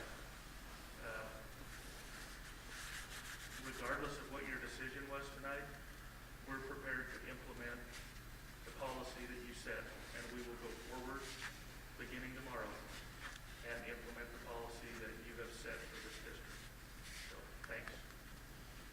Thank you, Dr. Carlin. And thank your team for all their hard work.